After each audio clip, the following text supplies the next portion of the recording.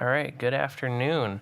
It is 5:30. I'd like to call the Business Operations and Finance Committee meeting to order. May we have roll call, please?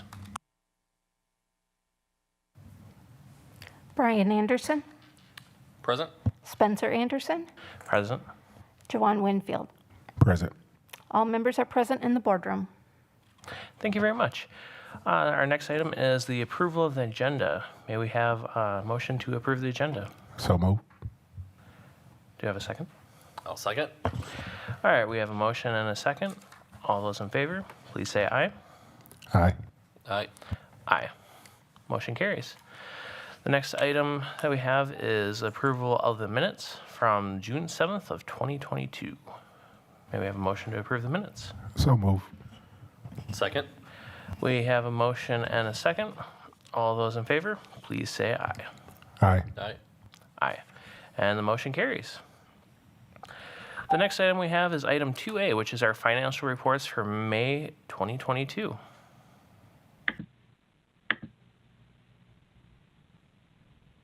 Okay, good evening, everyone. So as of last Friday, fiscal year 22-23 has started, which means that we become very busy in the business office. So we are now in the process of closing the 21-22 books, preparing for our audit, which is scheduled for mid-August, and filing the financial reports with DPI. So this past fall, when the budget was approved, we predicted a $10.5 million deficit, if you remember. We've seen some savings in salary and benefits with several open positions. Schools and departments were very conservative with their spending this year, so we expect to see some savings there. However, our open enrollment expense has continued to increase throughout the year, and our health insurance expenses were higher than expected. We've had several high-cost claims, and it was just a year where a lot of people returned to the doctor's office after COVID. So overall, we should have less of a deficit than we originally expected. And when I come back in August with the June presentation, we can have a firmer number to see where we landed. And at that point in August, I will also report on the final budget revision. So if you remember, we typically bring the budget revisions to the board twice a year, just any changes that were made. Sometimes we add grants or other unexpected items to the budget revenues and expenses. And we usually do one about midway through the year, and then again at the end of the year. That has to be approved by the board per board policy. So continuing on to the May board financial reports. Overall, there wasn't a lot of major activity in June. If you remember that we received equalization aid in March, and the next one we will see is in June. So most of the revenues here were likely grant claims, and otherwise everything looks typical as previous months. Hold on here while I multitask. Okay. So the revenue analysis for no grants, we are trending slightly higher than this time last year, despite the decrease in our levy on the local sources. But otherwise, not a lot of activity in May. We'll see a lot of these blanks finally fill in that we've been looking at throughout the year. We'll see those fill in June. And then the expenses, no grants. We're trending slightly higher, but that's expected given the overall higher budget that we had this year than last. Otherwise, no significant changes from last month. And then on the grant side, we're trending the same as last month. Nothing new to report there as well, and the same on the expense side, trending similarly. Again, we are percent-wise, we're trending lower, but dollar-wise, about the same. So similar to last month and no significant changes. Are there any questions? Do any of the committee members have questions? All right, there seems to be no questions, so thank you very much. Thank you. All right, so there is action required for this. So move to recommend approval of the May 2022 financial reports to the full Board of Education. May we have a motion? Do I'll make the motion. you have a second? I'll second it. We have a motion and a second. All those in favor, please say aye. Aye. Aye. Aye. And the motion carries. All right, next item we have is item 3A. This is information and discussion items. The school finance 101. Hi, everybody. Good to see you. You know how much I don't like virtual. I do not like virtual. I wish I could be there in person, but I can't. So this is the next best. I don't know if you guys are going to present, but I can probably just present my own.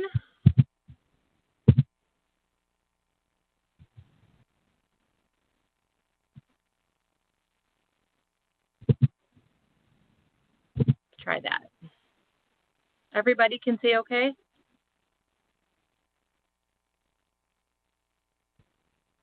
Can you guys see my presentation and hear me? Yes, we can. Okay, thank you. Thank you. Well, it's great to be back. I've done a version of this presentation in February, and I've done a version of this presentation, I think, back in the fall. So a lot of this is going to be reminder and review, but I think it's important to understand. I think Wendy's report was excellent. It's such great news that you guys are coming in with less of a deficit that you anticipated, and that's just a great, it's a sign of some really good conservative budgeting. So great job. I am going to, my plan is in the next 15 minutes is to really just hit the highlights. What's important for the board to understand as it relates to school finance, but really dive deeper into your particular situation. So I shrunk this down from last year because I had a couple more bullet points, but I want to go over the revenue limit, tax levy, a reminder of your equalization aid because you guys are highly aided as a school district. A little bit about fund balance because a lot of times that's a discussion point for a school board. Your debt, and then really getting into that future planning and next steps. So this slide you've seen before, but it's very important to what you guys have been talking about recently. So again, the revenue limit determined by the state, made up of state aid and property taxes. A very basic concept. Beloit's revenue limit authority is about 75 to 80, sometimes 90% of all of your revenue that comes in. So this is a super important concept to understand. Again, state aid and property taxes. How does the state determine that? It's a very complex formula, but the basics is they look at your membership, so your 3-year rolling average of enrollment. They multiply it by per pupil dollar amount. They add any exemptions, and I'll get to that in a minute, and that's how they come up with your revenue limit. So your revenue limit, I think, is somewhere in that high 70, well, actually the next slide will show that, but it's in the 70 million range. The exemptions is where when you hear about people going to referendum to exceed the revenue limit or an operating referendum, that's what we're talking about. So let's add to your revenue limit authority. How do we increase your revenue limit authority? We have a referendum for either recurring or non-recurring. Ongoing tax levy to help you support your expenses, or a limited term tax levy to help your expenses. That's the difference between that non-recurring and recurring. But that's important because that's a discussion item that you guys will be talking about in the coming months. So that's where those assumptions, about 80% of the school districts in the state have one of those because they have had a successful referendum for operating non-recurring or recurring. So your revenue limit authority, you can see, and this is why you may want to be looking at a referendum, right? Because if you look back, this is your revenue limit. So in 2015, your revenue limit, which is, again, not probably about 80% of your revenue, was 74 million. And look where you are this year. You're at 70 million. So the amount of revenue the district has brought in has decreased over time. And that's an important concept because you have to still educate kids. And sometimes it can be challenging. Like I said, 82% of the districts in the state have already gone to their voters to say, hey, we need more than 70 million. Add another box. on top of that that says voter approved additional revenue. And that's what you guys potentially could be talking about. So the revenue limit authority, as I mentioned earlier, is really made up of state aid and tax levy. And the state aid is a formula determined by the state. And so when you get your state aid number, which we have an estimate for July 1 for you guys, then whatever's left over, you levy a tax for. So you determine your total revenue limit. The state says this is how much aid we're going to give you. And then you end up with, oh, this is what we need to levy our taxpayers, our community. We have to levy a tax. In your case, you're going to see in just a minute, your state aid is very, very, very high. Almost all of your revenue limit authority is made up of state aid. And it's just the way the formula works. So look, your revenue limit authority for taxes, remember that 70 million, 77 million, 2.3 is taxes. The rest is state aid. So a good chunk of that revenue limit comes from state aid, and then you're levying your local community about 2.3 million, and this is last year. The rest of it, tax levy, is that debt. This is voter approved referendum debt. We levied last year 17 million to prepay debt and to make your regular debt payment. So your total tax levy last year was 19.7 million. That was your total levy to the community.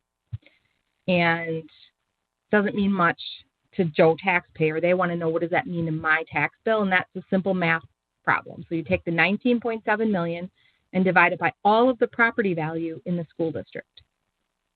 And you come up with what's called a mill rate. It's on a per thousand basis. Your mill rate last year was $10.10. So again, just taking that total tax levy you saw on the previous slide, divided by all the property value, and you come up with a mill rate. And what's nice about mill rate is two things. One, you can calculate your taxes. So if you know Beloit's mill rate is $10.10, move the decimal over 2, and it's $1,010 on a $100,000 home. Double that if you have a $200,000, or half that if you have a $50,000. So again, mill rate is a great way to calculate my taxes on my tax bill.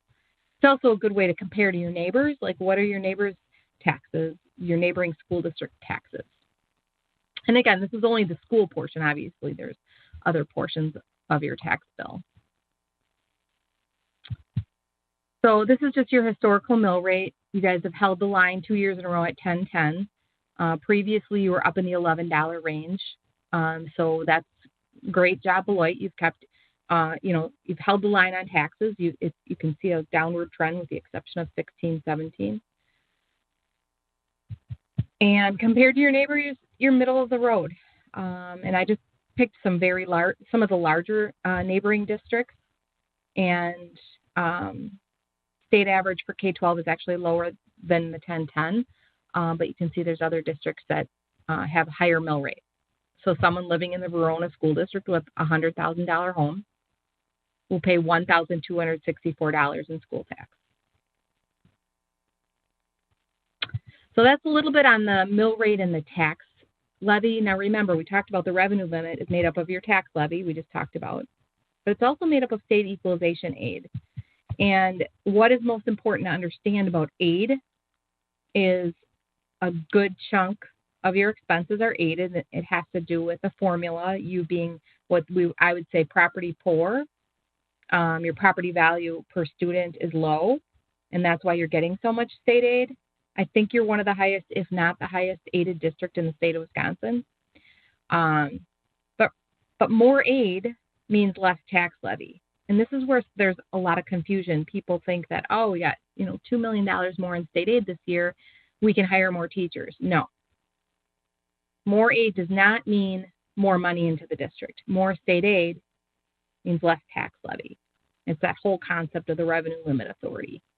You have your revenue limit, you figure out your state aid, and you balance it with whatever's left for tax levy. So if you do get the more aid, you're going to have a lower tax levy.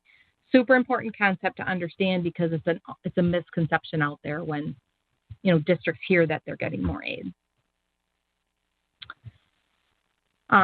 Going a little bit into fund balance, you guys have a great fund balance. I know you're possibly going to be dipping into it this year to cover expenses, and that's a red flag right there, because you don't want to continue to do that, right? Because your fund balance is a static number. Typically, it's a static number, and you only have it. You have a policy that I believe, I was going to look at it before I came on, but I believe it's right in that 18 to 25% range, and you've maintained that percentage. So let's keep up the good work on that, and maybe this year you're going to be dipping into fund balance. But if we can put a plan together to possibly bring more revenue into the district with that exemption that we talked about, we won't need to dip into fund balance again next year, and we can have more discussions on that in later. But that fund balance, the strong fund balance that you have, it's somewhere in the 22% range, 22% of your total expenses. And that's a very average for state of Wisconsin. It's probably above average for state of Wisconsin, but it's why you had the strong bond rating for Moody's. You had a AA3 bond rating, which is really good for a district your size. And one of the reasons is because you've maintained this really solid fund balance. So while this year is an anomaly, let's hopefully next year we can get back to a balanced budget. Okay, now debt. So on the previous slide, you saw the tax levy is made up of the revenue limit levy, that $2 million number, but you levy quite a bit for debt. And there's a lot of information on the slide. The takeaway from this slide for you guys is that the referendum debt that you have right now is from that last referendum that you had, voter approved, I think it was 70 million back in 2012, is going to essentially be paid off with this fall being the last levy. So that will be gone. You won't have any referendum debt next year. Our plan is to get it fully paid off, which is, great job. You've been able to do that. Because again, you're highly aided and you have the revenue limit levy portion is so low that you're able to levy more for debt and pay it off early. So great job on that top section. The last referendum debt will essentially be paid off after this fall's tax levy. You have what's called non-referendum debt. This is debt that's being paid out of your budget. So it's not a separate tax levy. It's actually part of your expenses. And you have a 0% loan that I recommend you leave out there.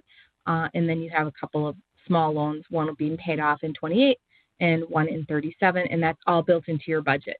And there's not much we can do about that debt at this point.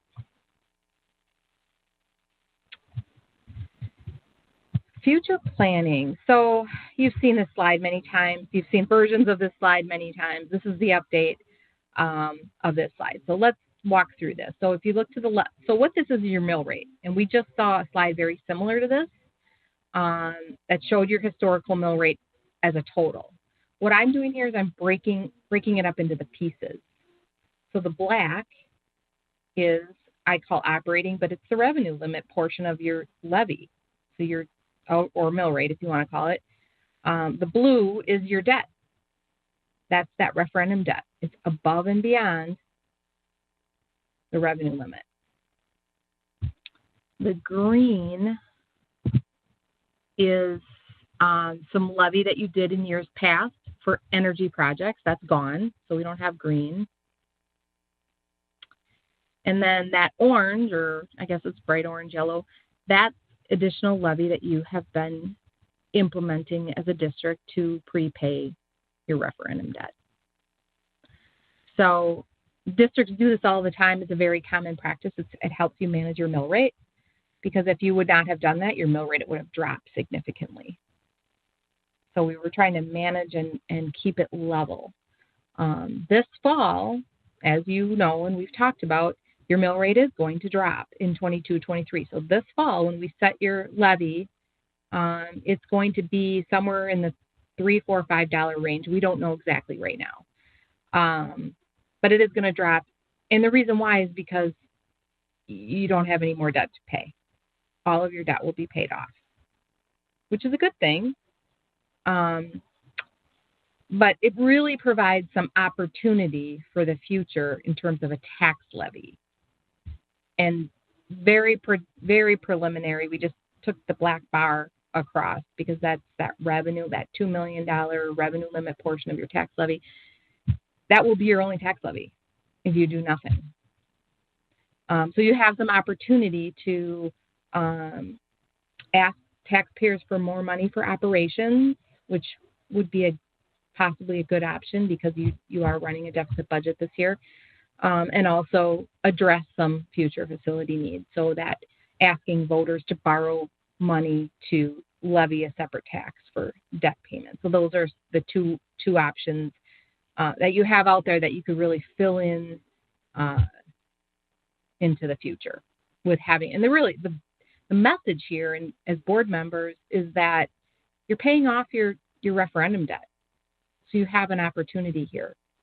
And that debt prepayment is what spiked your state aid. So you get aided on your debt payments. So if we've got a significant amount more of that debt payment, that's why you got so much more additional aid coming in. So those future black bars are not what it's going to look like. We don't really even know. We don't know what the next biennium budget is going to look like. So I wouldn't look at that as much as you have some opportunity here.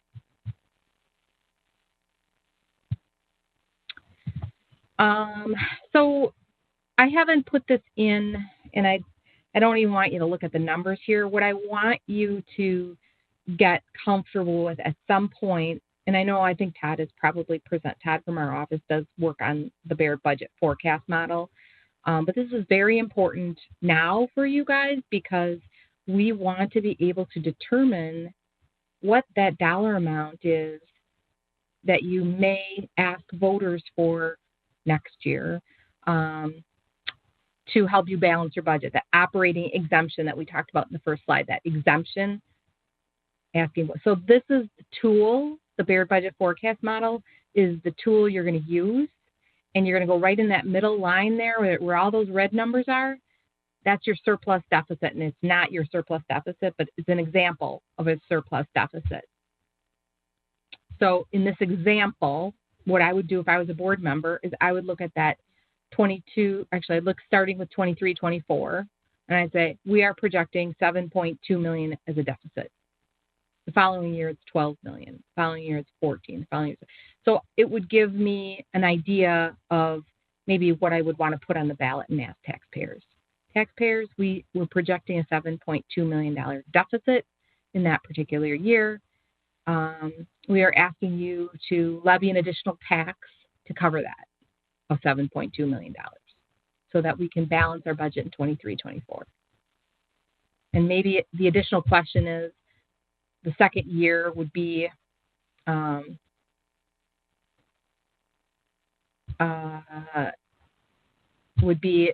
million to balance that year's budget, and the third year would be $14 million. So the idea is that we want to use this forecast to help us determine what it is we want to ask voters for if we want to go to referendum for that those operating dollars.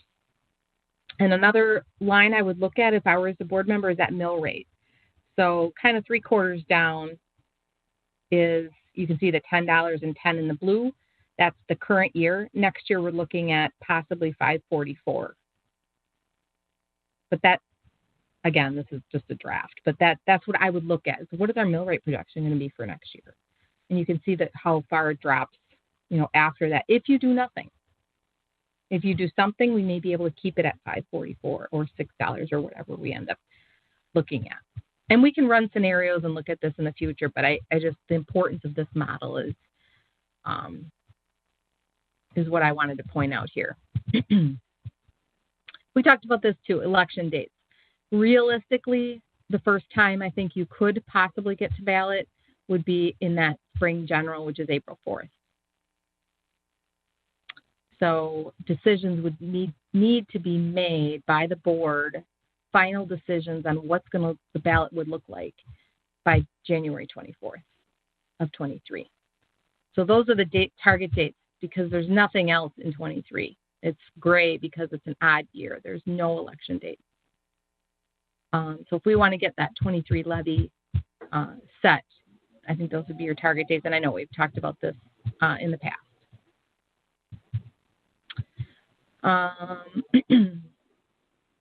I put your referendum history in here just so that you know, and I know you know, the 70 million was the last time you went to referendum was for debt in 2012 and then in 1992.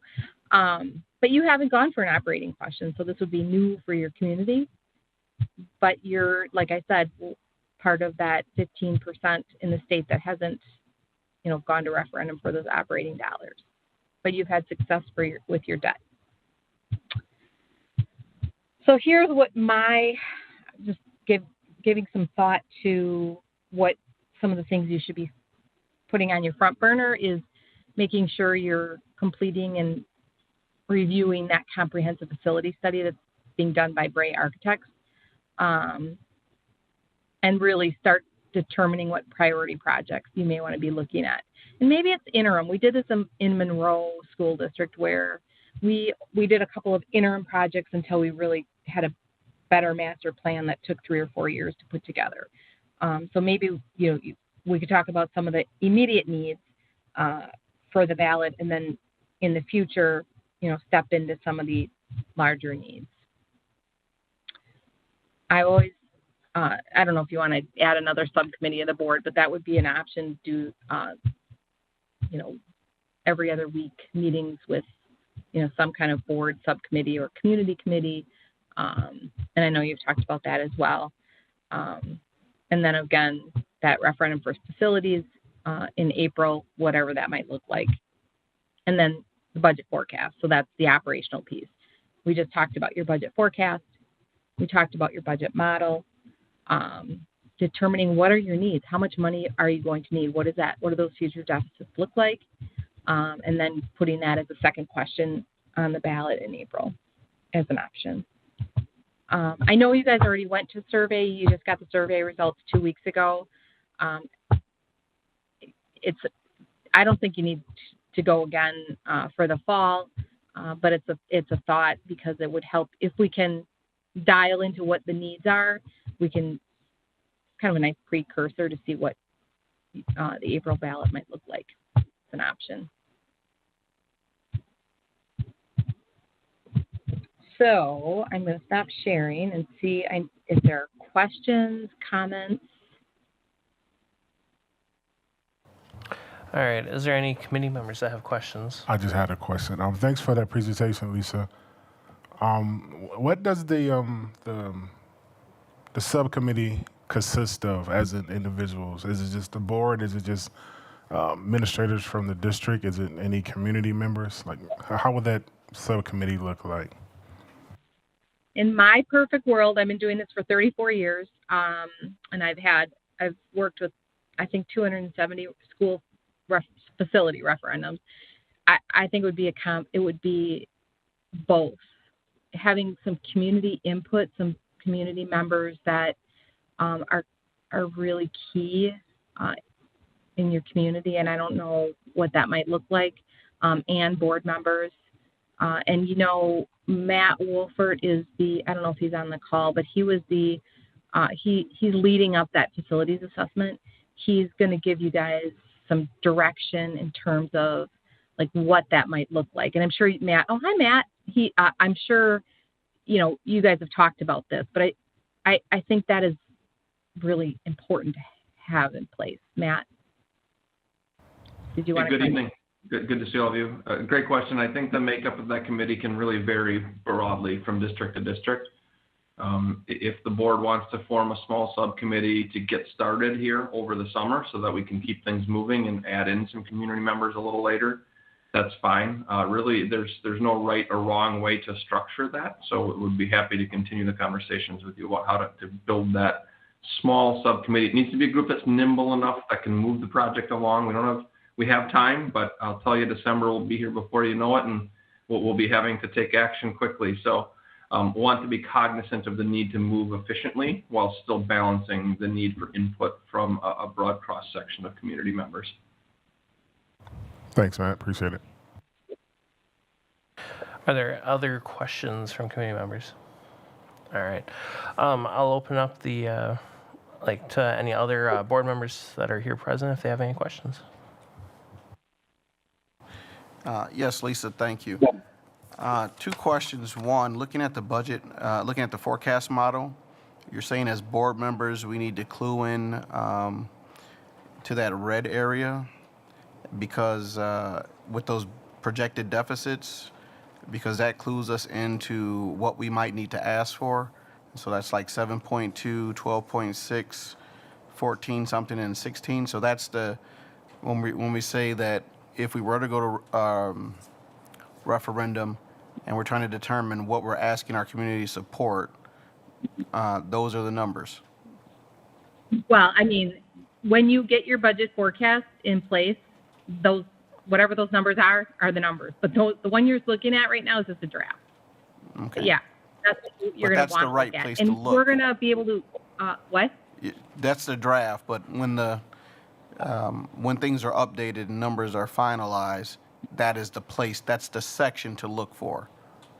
Yep, absolutely. And then we will take it one step further, Sean, and we will figure out what the impact would be on taxes. So, like, you know, it's Can you probably repeat not that gonna be last an part impact, again? but Can you repeat that last part a little bit louder? we will take it one step further and we'll just calculate the impact on taxes as well. So what does that do to taxes? So it's how much you're going to need to ask and how many years out you want to go. And this is something, again, the subcommittee, we can dive into very deep. And then what is it going to do to taxes? So a question, you say how much to ask for, and then how far out? How far out can we go? Well, it's unlimited, so you can go. Recurring? Average in the state of Wisconsin is about 4 years, but you can go 30, 40 years. It's unlimited. To create a level of stability and predictability for our community is why we might ask for something like that. Okay. Right. I think whoever's on the phone, if they want to mute. Oh no, yeah. I think. Yeah, we're the severe weather. Sound to me. It's one of those summer days in Wisconsin. It just turned black outside, like it's, you know, the sun was shining, and now it's a monsoon. So that's what's happening behind us. All right. We'll hash out the term. That isn't anything that you need to decide now as far as how the length or how many years you're asking for. It's not necessary to decide right now. We can talk about the pros and cons of, because I'm a fan of stopping in the middle of a biennium budget if you're going to do a non-recurring. So if it's 3 years and the third year is in the middle of a biennium budget, I really think that makes a lot of sense, and we can talk about why. Right. Is that stopping in the middle of the biannual budget because you'll have one of the 2 years are set, so you know what you're working with in the 1 year that's left? You hit it. That's exactly right. Yes. Okay. Second question.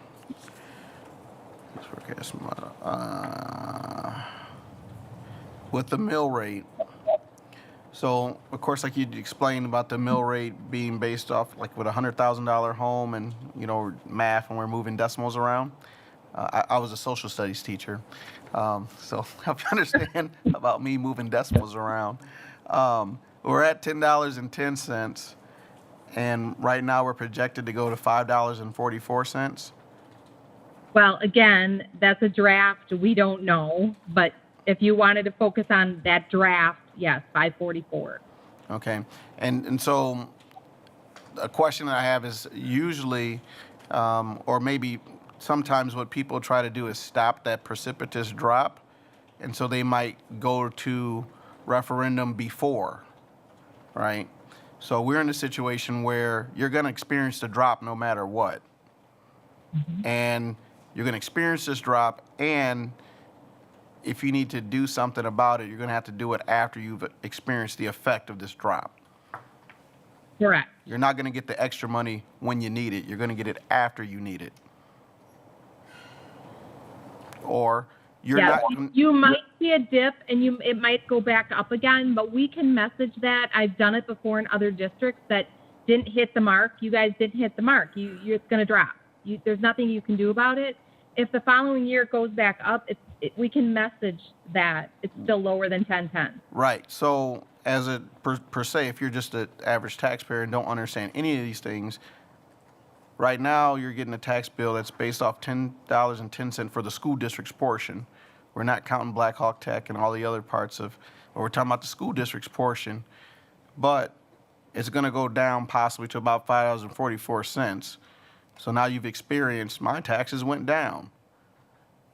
So anything we do after 544, hey, you just raised my taxes.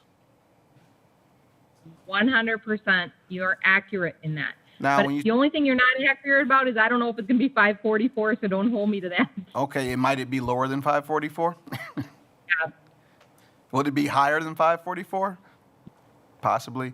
Okay, so then when you talk about messaging, is that like we want to provide an excellent education for the children in Beloit and the greatest working conditions possible for the staff? Will you help us do that, community? And then we give them a number, how much and how long, and they say yes or no. We use school perceptions to get a feel for what they will or won't support, and their accuracy has been that if they demonstrate it'll be supported, then you're probably going to be in that range. Okay, so when you say messaging, we're at $10.10, we're going to drop most likely. What messaging do you use that has helped people achieve, yeah, raise my taxes?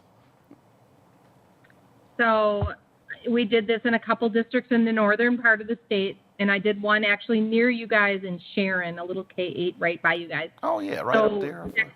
I know where Sharon is. So their mill rate went from 1010 down to 544, and then it went back up to 610 or whatever. I'm just picking numbers. And so the visual is what you show, a very simple visual. You paid 1010, it dropped. You're still lower than what you were 2 years ago. So it's that bar visual that works every time. People get it. They're like, oh, yeah, we had 1 year reprieve in our taxes, and people are going to notice your tax bill decline. If you're going to have people are going to notice. That's a big drop in taxes from 1010 to whatever, if it's 5 or 4 or 3 or 6, whatever it is, that's a big drop. Right, because we've been so good with the money, it's dropping, right? Because we're paying off debt, or what? I mean, yeah. Okay. I mean, you're paying off debt. That's why it's dropping. But in a perfect world, you don't want that to happen. You want to try to fill it in before it drops, which is fine. I mean, this is the way it is, right? Right, it's what it is. It's not Right. the perfect world. Okay, that was the ballot. And then, so going to the ballot, in 2023, the only opportunity, because there's not a fall election, is the spring. So we could have a interesting school board election along with a ballot initiative for our referendum, because we bring out the voters in Beloit, high interest elections. But we need to make a decision by January 24th so that language is approved. Okay, so then we have to prioritize time from July on to make sure that if that's a goal, that happens. And we might begin with the subcommittee that Matt would be helping us with to help create that understanding and specificity of the projects. Yes, and obviously Wendy and Mark and I will help on the operational side. Matt is more of the facility side, but we are all a team. I work with Matt on a weekly basis with all kinds of different districts, so we're a team and we'll help you guys along. It's just a matter of, unfortunately, it's going to be more meetings for you guys to get, to a point where we want to be in January. So the facilities are the capital projects, and then you're working with the operational, but in light of current events and the need to harden and create safety, those are items that have driven people to support different initiatives. Yeah. Okay. Yeah, there are really two parallel conversations, the potential operating question and a potential capital question, and they really should be had in partnership with each other, because they will go together in terms of how the community receives information and how they elect to vote come April if you elect to proceed. Okay. All right, those are the questions that I have. Thank you. Great discussion. Is there anything else? Is there any other board members that would like to ask questions at this time? All right, I do have kind of a two-part question for you. You talked about our bond rating. So kind of explain a little bit more about the bond rating and also how our fund balance also affects that too. Good one, Spencer.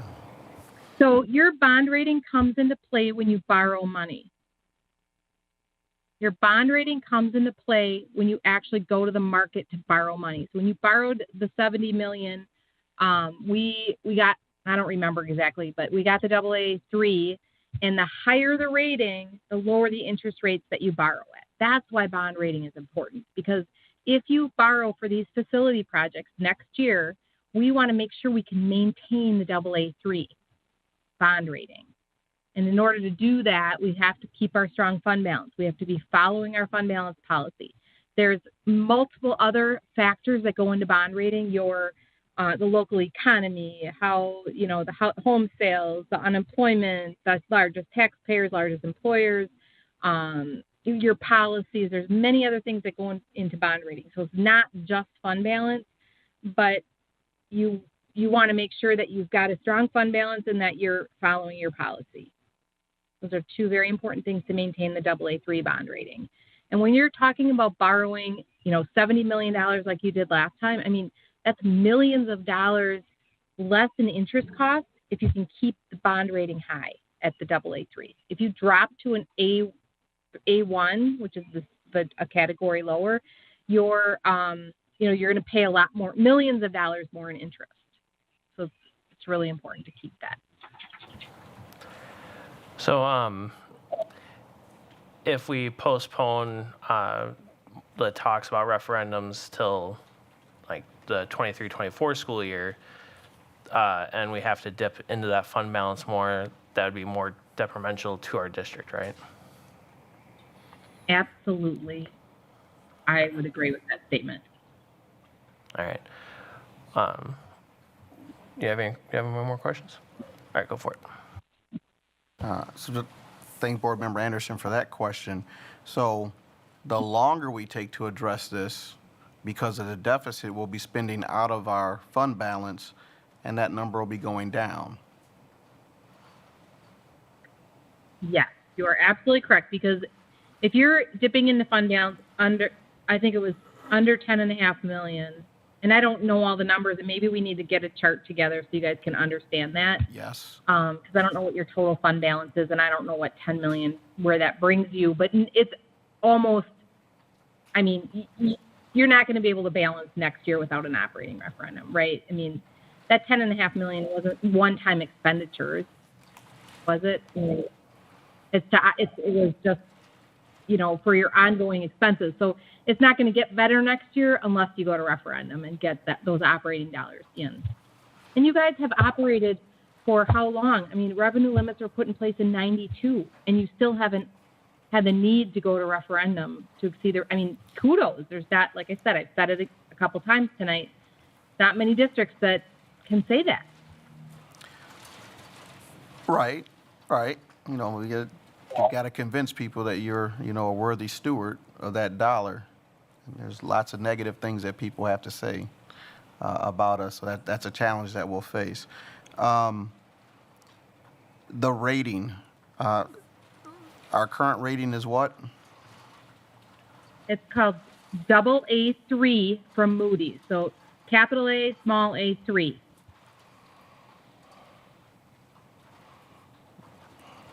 This is with Moody. Okay.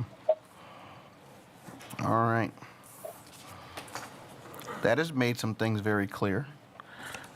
Good. Balance. Okay. I think I'm done for right now. All right. Anyone else have any questions that they would like to ask at this point? All right. So it appears that we don't have any more questions. I want to say thank you very much for taking the time to do our School Finance 101 course with us. I know it's a fun topic for everyone, but it's something that we need to bring up and make sure everyone understands. No problem. Have a good night, you guys. Have a good night.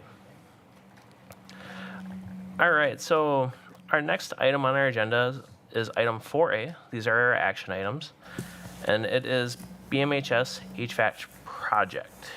So that will be our first item. Hi, my name is Melissa Beavers. I'm the Executive Director of Pupil Services. I'm here standing in for Mario Ortega, who cannot be here tonight. So the Bmhs HVAC project is coming back for action tonight. I do have Michael Hacker from Cadence Consulting online if there are any questions. He collaborated with Sean and Mario on this project. And just a reminder, it's to update the HVAC and add air conditioning to the third floor of Beloit Memorial High School. There were 14 contractors that walked through initially, which resulted in 5 proposals, and they are recommending Nexus be the contractor of choice. So we're looking for action here.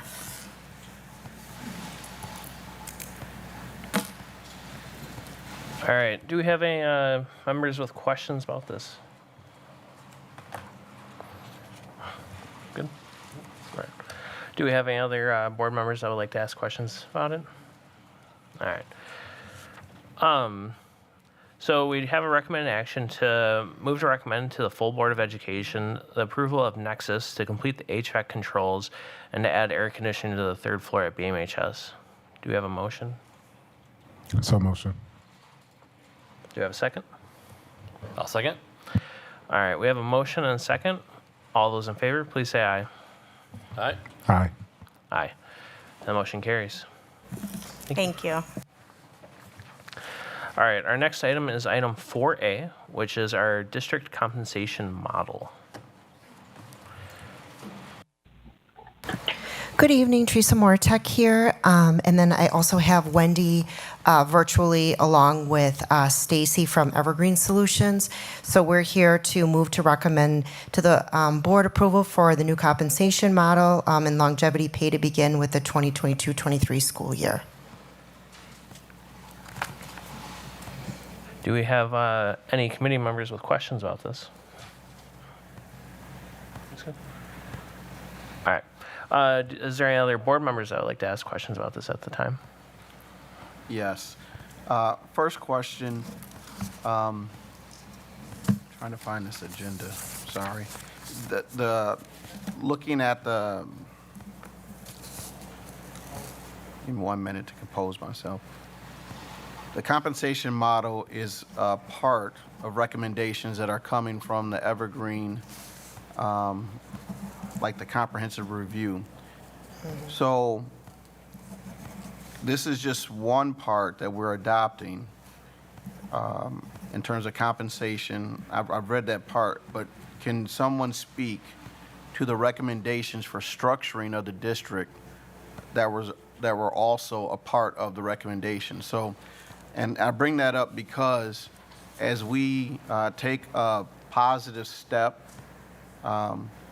to right what I feel has been a cultural problem in the district in terms of something that we know has increased dissatisfaction amongst our workers because of inequalities and unfairness that people have felt has existed in our compensation structure. And we're trying to recruit and retain staff members. There's also the hand where, you know, like in the compensation study, the draft that we were able to review, it says like, for our superintendent, for example, as like 19 direct reports. And so in similarly staffed organizations, it's closer to like 8 or 9. And so there are existing staff within the district, but that might require restructuring or other roles be created or other people to take on different responsibilities.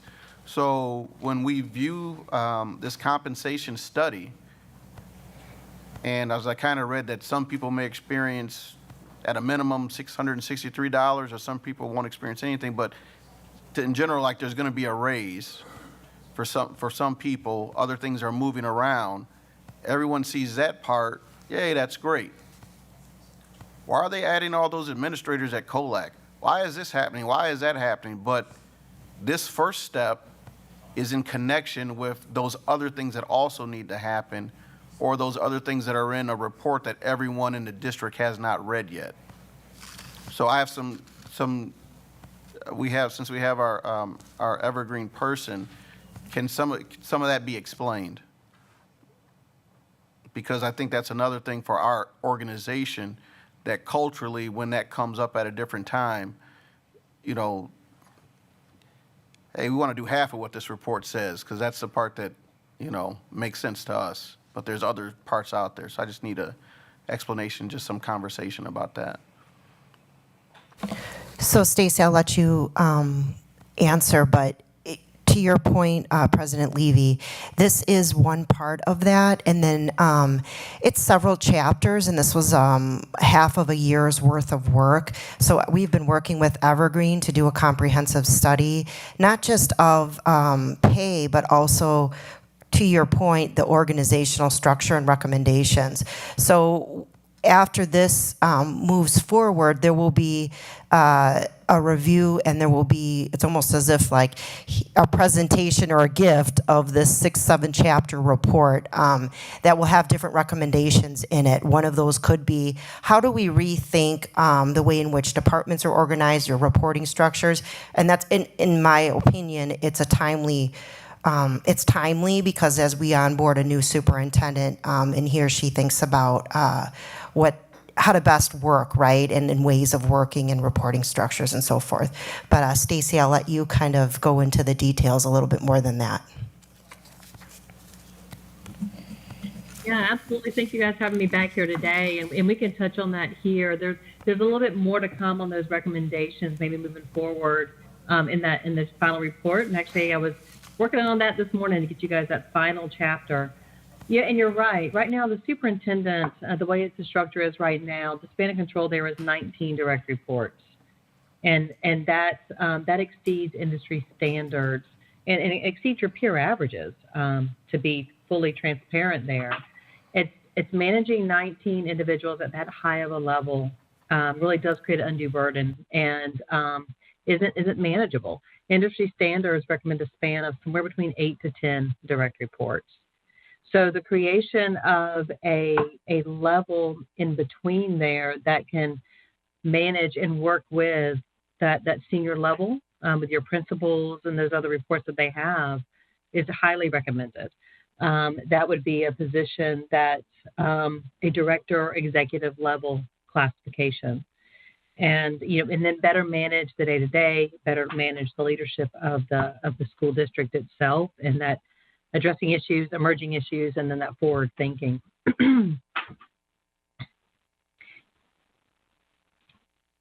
Right. So I'm sorry. I was going to say, I'm assuming that's the point we were really getting at, because that's what really stood out to us when we did that part of that project. right, the same industry standards that says increase this wage in this category, steps and lanes, that's good. These same industry standards are going to also produce some recommendations for some restructuring that might create roles that people without that same information might question, well, why are we creating these roles? Because of the same thing that told us to support this structure tells us that this is some other work that we need to do also, and they support each other. Correct?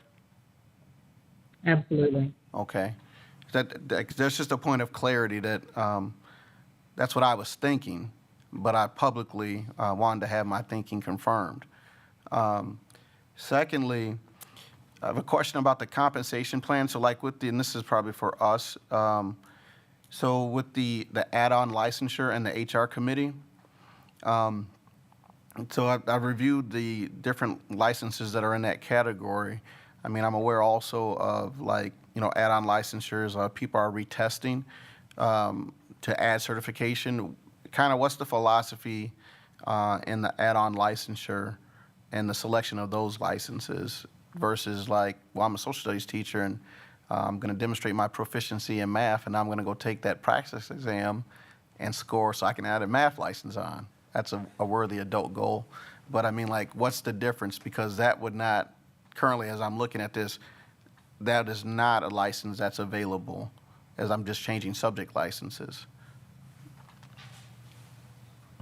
Sure. So if you go into our FAQs, which is an attachment, there's a link to the DPI site that'll have some of those approved licensures.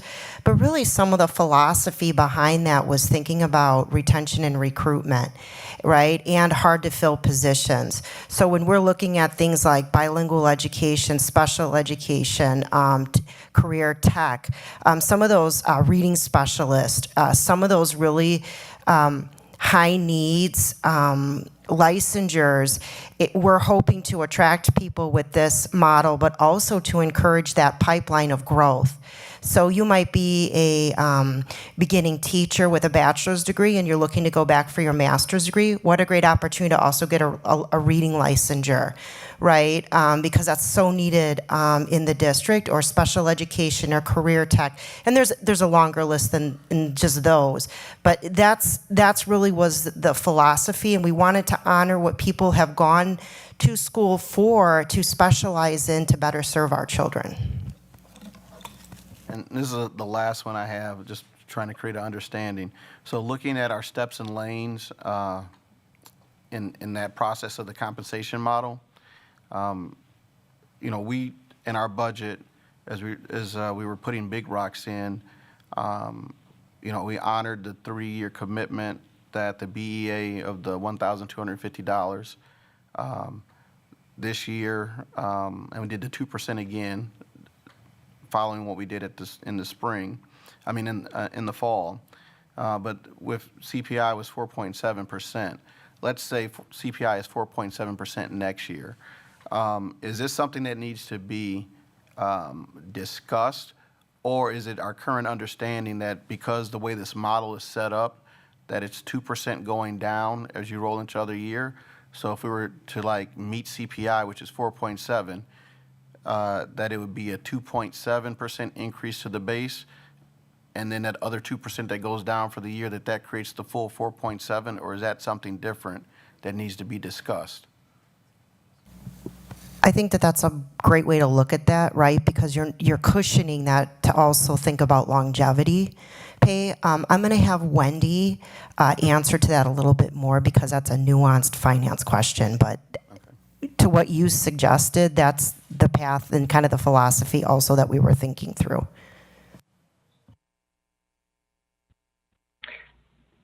President Levy, can you expand on your question so I understand it a little bit better? All right. So imagine the model has been adopted, and next year CPI is 4.7%. Because the model goes down 2% every year, is it the administration's understanding that you would multiply 2.7% to the base wage, and it would cascade across all areas, and that 2.7% plus that 2% that goes down is a recognition of full CPI for all of our employees? Or is that something that with our employee groups has not been discussed, because they might reasonably be expecting 4.7% to be applied to the base? Right, and maybe if Mr. Vedra's there, he can provide some of the history. But I think what we learned with that 1250 over 3 years was that in some years that was more than CPI, and certainly this year it's less. So I think it was more, it averaged out, and I think that's kind of the philosophy going into this compensation model. And that if we need to adjust the base at some point, certainly that's a discussion we can have further down the road. If we were to see, for example, several years of extremely high CPI, then we might be having those conversations about adjusting that base. Does that answer your question? Yeah, so let me kind of explain the origin of the question too. Is because as we try to achieve a tool that helps our organization, and of course tools have to be recalibrated at different times. I'm seeking to understand, last time we were here, Mr. Vedra said, yep, the BEA is in agreement with this, but this is a next step that I'm trying to understand, like, either agreement has been reached or like, oh, we might be, that's something we haven't talked about yet. I'm just trying to understand because we might think that we're approving a tool and it's going to give us long use and answer certain questions, but if it's not going to answer all questions, you just want to know that, this is not an area that was discussed. That's why I'm asking the question. Yeah, excellent question, and certainly a crystal ball would be very nice to have so that we could build these into our models. Oh, sorry. Right, because I'm saying sometimes those unmet expectations create disappointment, and we're trying to avoid disappointment by working together to create the things that we need. Right. The salary schedule that is proposed lays out, as you said, lane movement each year. So we know what that is.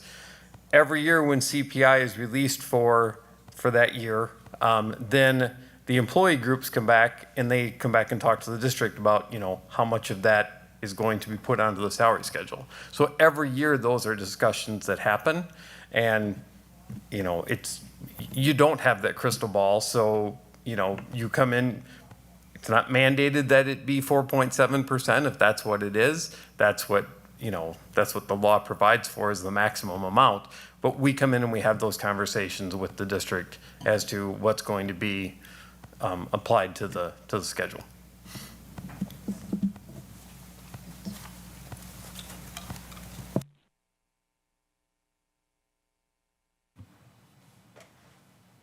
Okay. All right. Are there any other questions at this time? This may have already been addressed, but the only question that I had was looking into approving the budget for October. Are there any other staff concerns that we should be aware of? So I think so. If we're all good, right, with the current model, I kind of had the same question, I think, as Board President Levy, like kind of what should we have on the horizon on our radar to be on the lookout for? Like, do we need to be kind of conservative in some areas, more so than usual, to like create a margin for growth for staff, or like, I don't know, but it sounds like, is that more or less just kind of covered? Yeah. Yeah, go ahead, Wendy. You can answer that.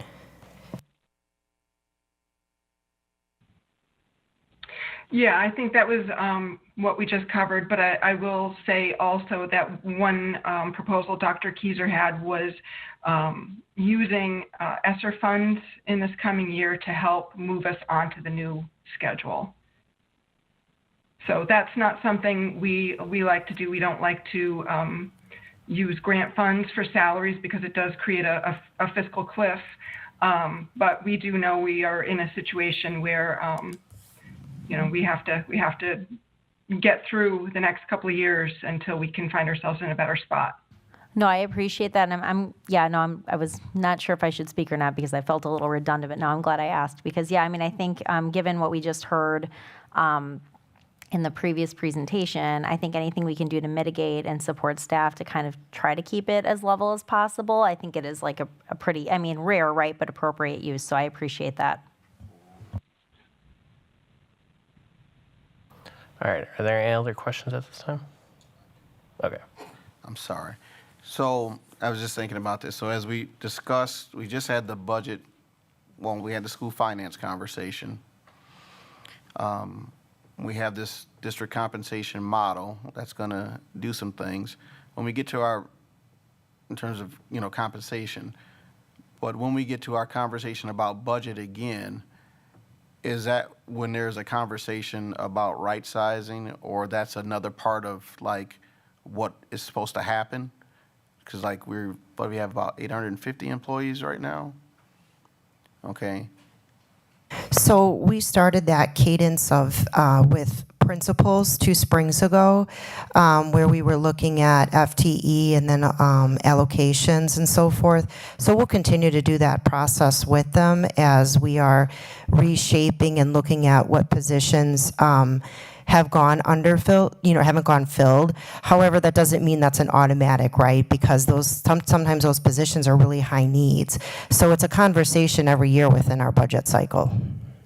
So sometimes in trying to make things plain, it can be oversimplified, but just like that tax conversation where the taxes are gonna go down, and then there's an action that, that's pretty much dictated that we need to take to make sure that things are okay, it's gonna make taxes go up again.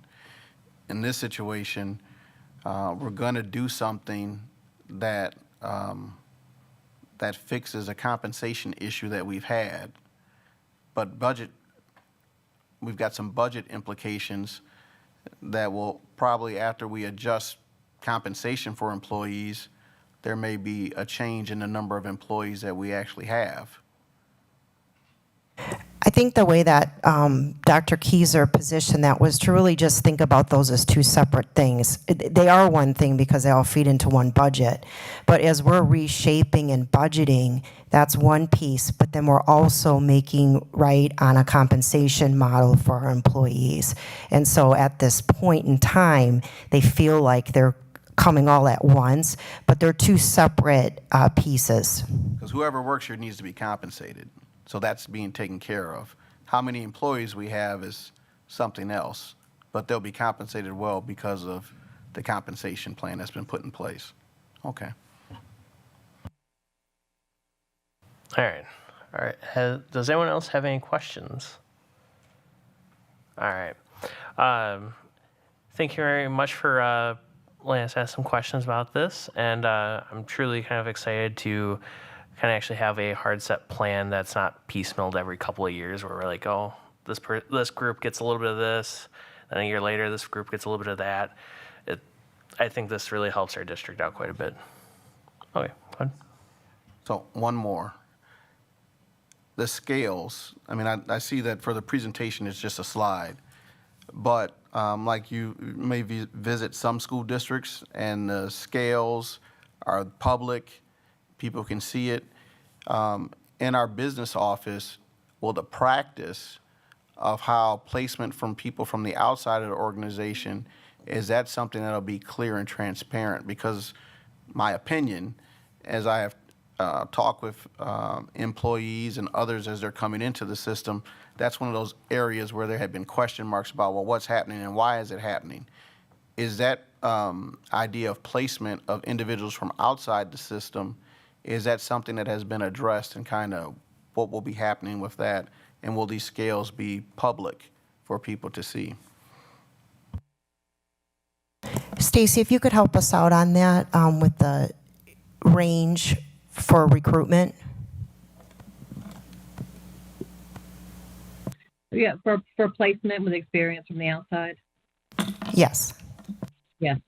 Yeah. So we actually had a few conversations about that over a couple of video calls, I believe, just talking about, approaches to do that.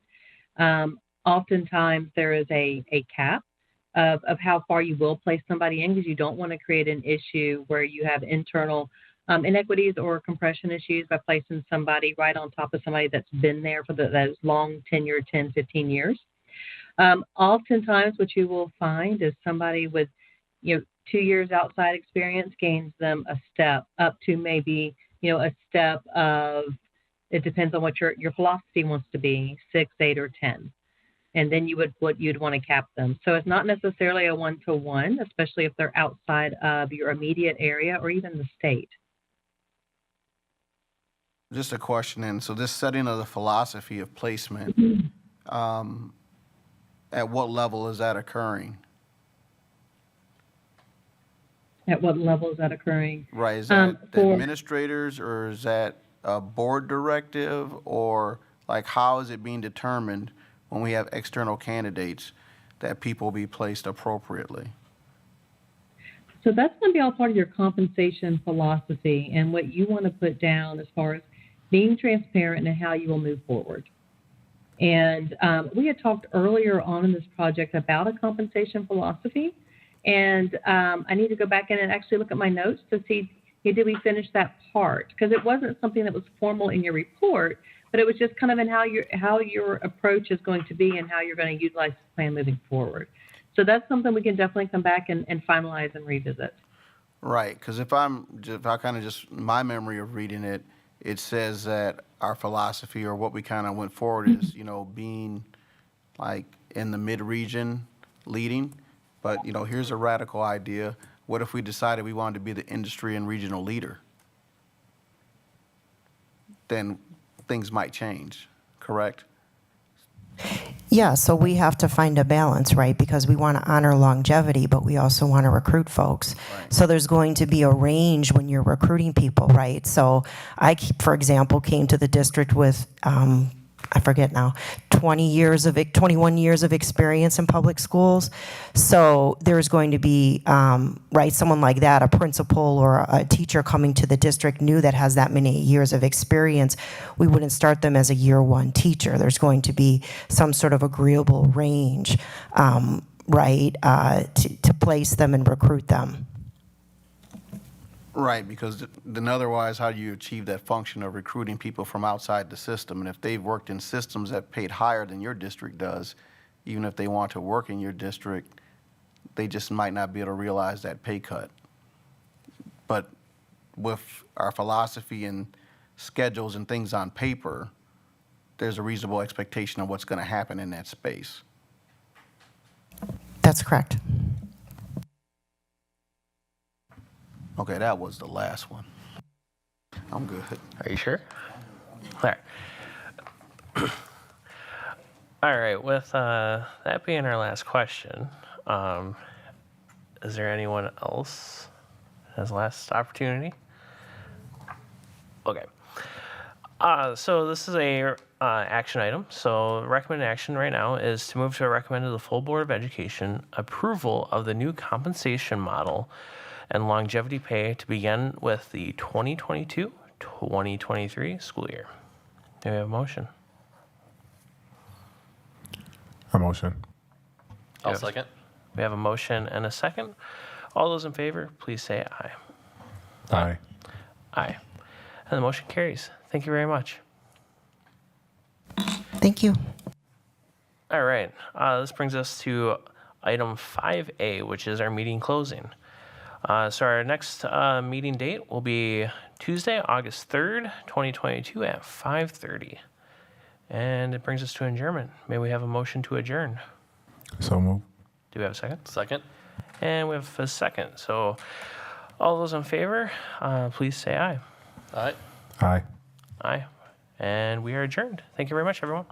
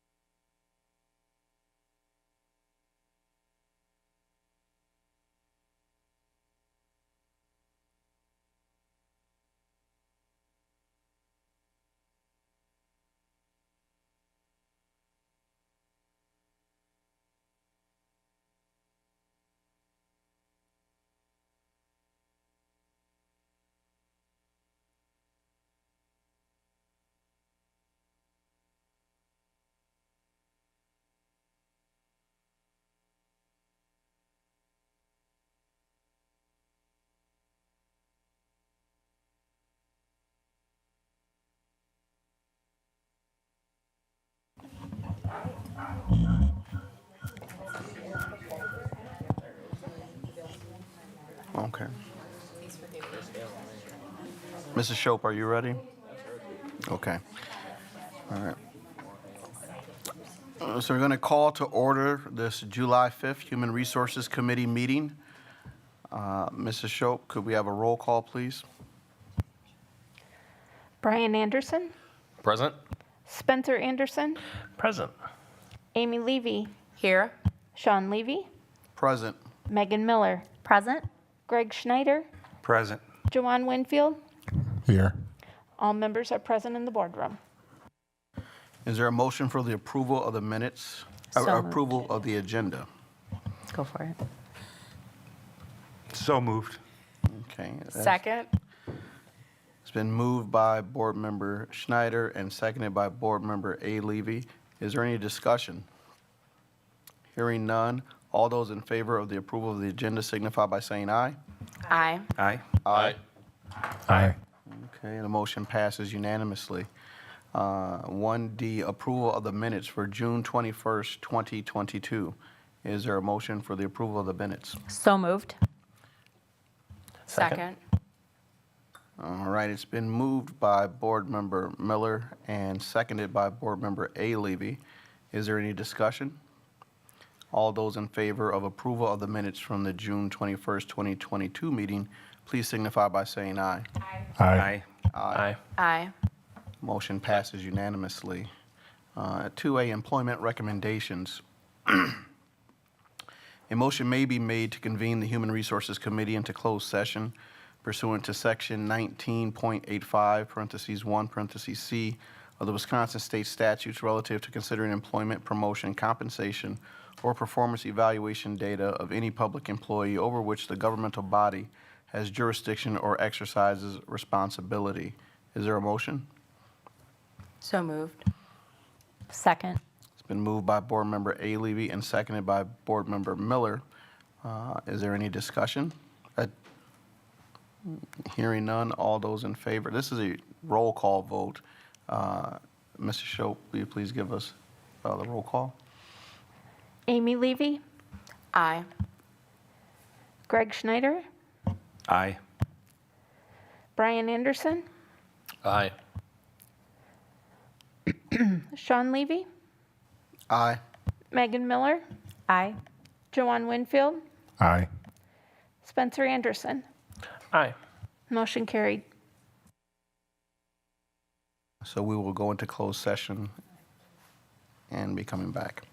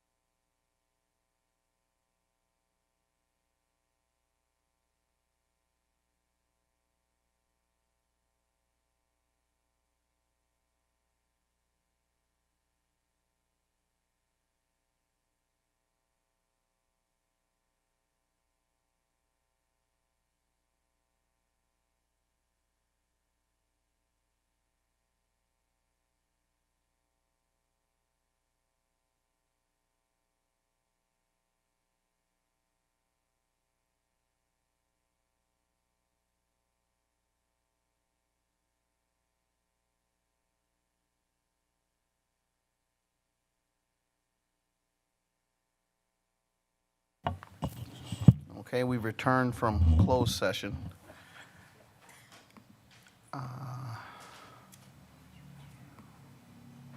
Is there a motion for the approval of the exhibits? Actually, I have open session questions before we move approval. Okay, we'll go with open session questions. Board Thank Member A. you. Levy. So just a couple of things. I see that there are 2 transfers listed on Employee Recs A. And my question is, are there individuals picking up the slack caused by these transfers that also need to be on Employee Recs for additional compensation?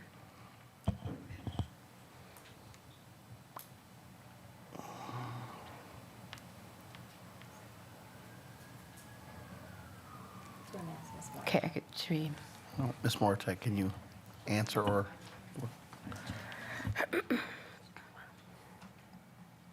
I'm sorry, can you point out where that is? No, no problem.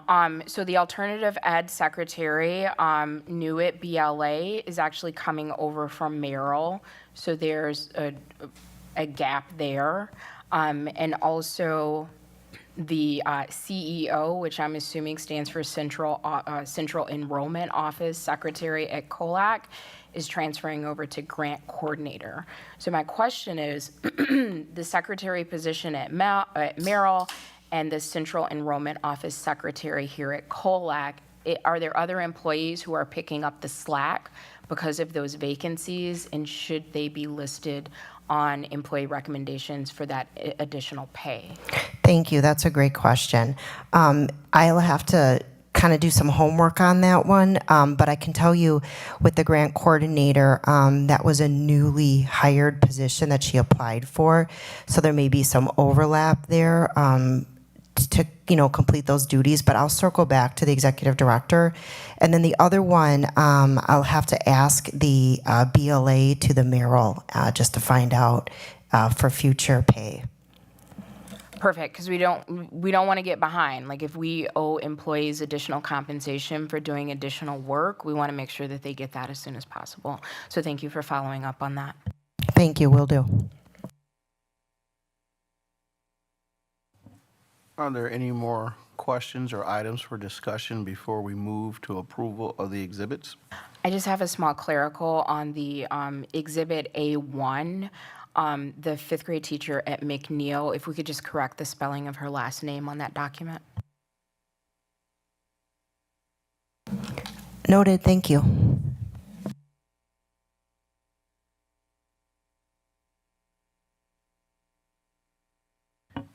Any other board members? All right, will someone make a motion for the approval of the exhibits? So moved. Second. Okay. It's been, the motion has been made by Board Member Schneider for Exhibit A and B. Okay. And seconded by Board Member Winfield. Is there any discussion? Hearing no discussion, all those in favor signify by saying aye. Aye. Aye. Aye. Aye. The motion passes unanimously. Right. Yes. So now we're at 3A, next meeting date. Our next meeting date will be Tuesday, July 19th, 2022 at 6:30 p.m. Is there a motion for adjournment? So moved. I'll second. I think it was moved by Greg. So it's been moved by Board Member Schneider and seconded by Board Member Miller for adjournment. Is there any discussion? All those in favor signify by saying aye. Aye. Aye. Aye. Aye. The motion passes unanimously.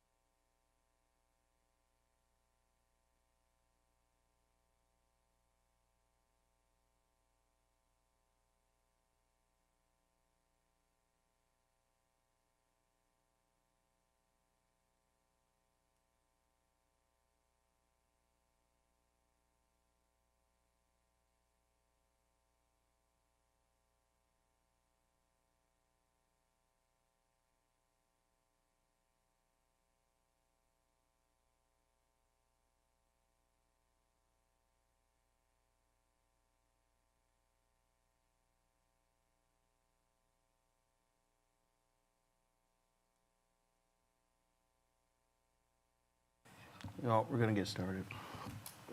Okay. So I'm going to call our regular board meeting to order at 7:16 p.m. Mrs. Shope, could we have a roll call, please? Jawan Winfield, Present. Greg Schneider, Present. Megan Miller, Sean Levy, Present. Amy Levy, Here? Spencer Anderson, Present. Brian Anderson. Present. All members are present in the boardroom. Okay. We have approval of the, is there a motion for approval of the agenda? So moved. Second. It's been moved by Board Member A. Levy and seconded by Board Member Winfield. Is there any discussion? Hearing none, all those in favor of approval of the agenda signify by saying aye. Aye. Aye. Aye. Motion passes unanimously. Board Member Schneider, will you lead us in the Pledge of Allegiance, please?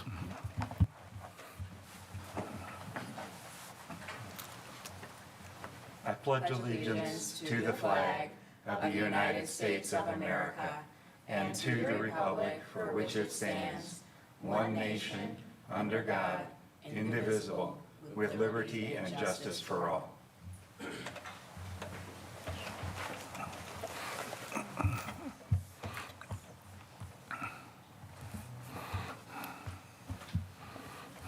Mrs. Shope, is there any public comment by email or anyone who has filled out a form to speak at the meeting tonight? No, I have no one who is present to speak, and I have no emails. All right. So we'll start with 3A, Business Operations and Finance Committee report. All right, so tonight we covered the financial reports for May of 2022, the Bmhs Hvac project, and the district compensation model. Those are all on the consent agenda for tonight. We had a pretty good discussion about the compensation model.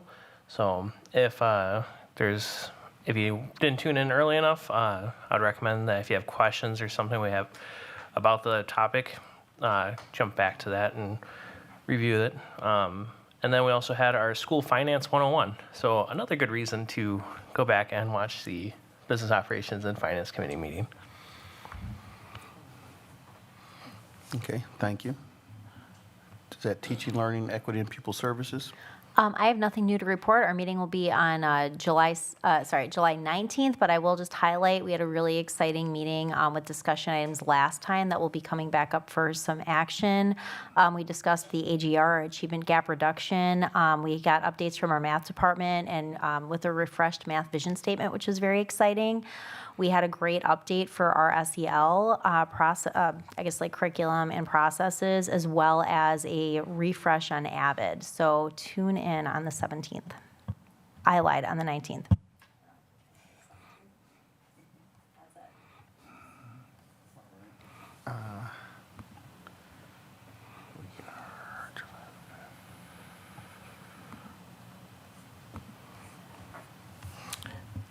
From the Governance Committee meeting, let me get back to the agenda. The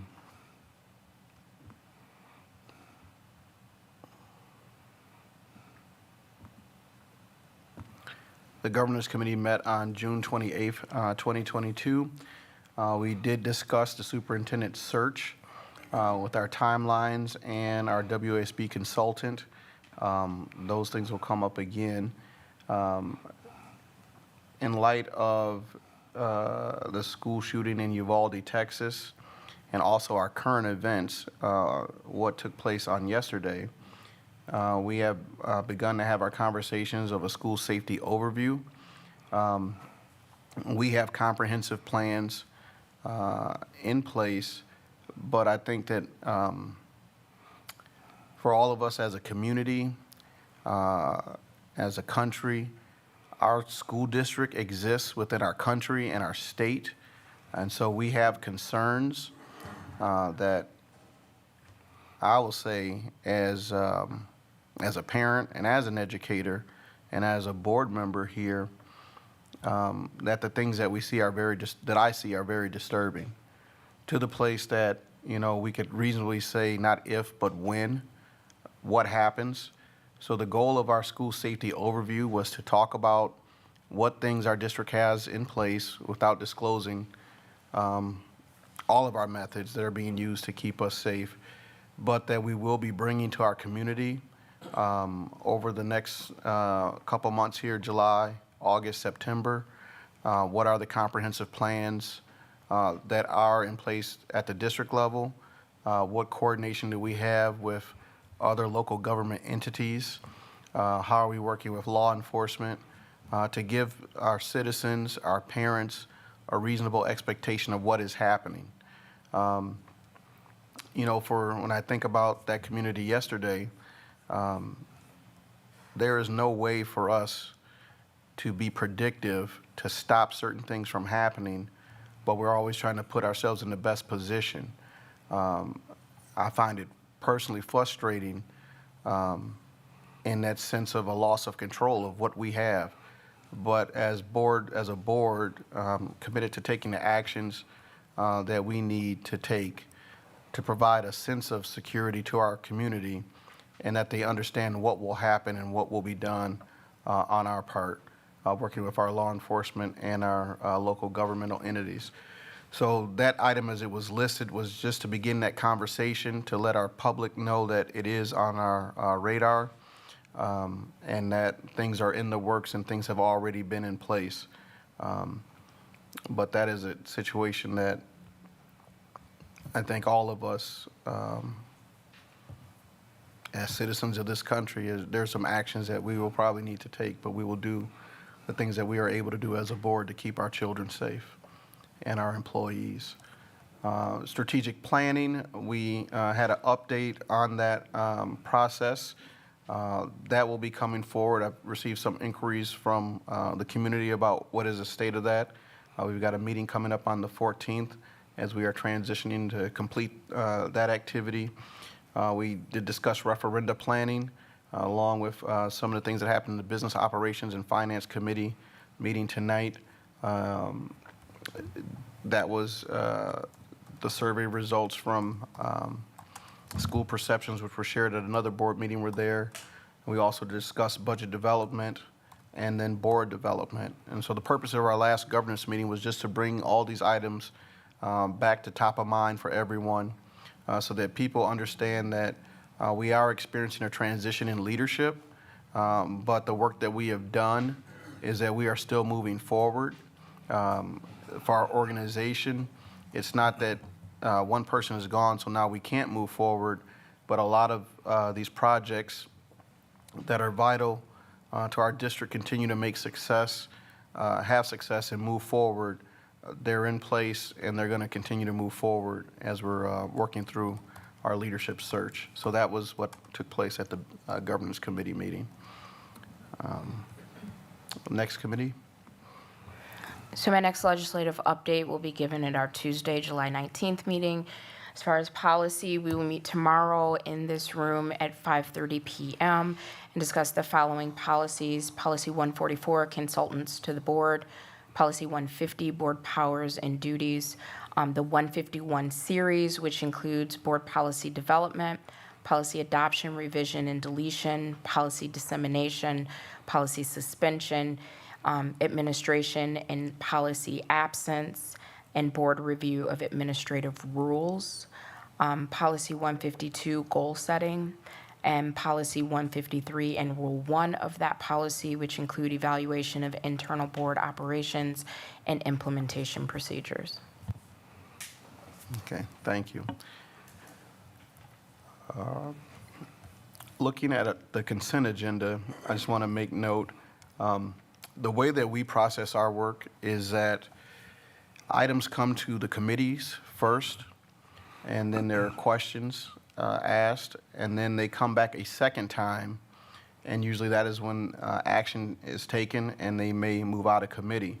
Once things move out of committee, they land on the consent agenda. The consent agenda is like, since we have done the work in the committee of asking lots of questions back and forth, but that has happened at the committee level. So there's 3 board members. Other board members may join in the committee and ask questions and get questions, so that when we come to our regular board meeting, our meeting can move much faster because that work has been done. But because all board members cannot make all those meetings, if there is a reason to pull things off the consent agenda to have them discussed, they will be discussed as they're taken off. Also, kind of a norm or practice that we developed that if we have a very tight vote in the committee about something, that those things will also come off to be discussed. So those are some of the internal procedures that we've adopted as a board to make sure that we're able to move through our business quickly. So sometimes, because it was mentioned that for some that they were concerned that board members were not discussing large financial items that were popping up in the consent agenda. And those meetings are also recorded, so the discussion, a lot of that heavy discussion has already happened at the committee level. So that's a space. Is there any board member who needs something to come off the consent agenda?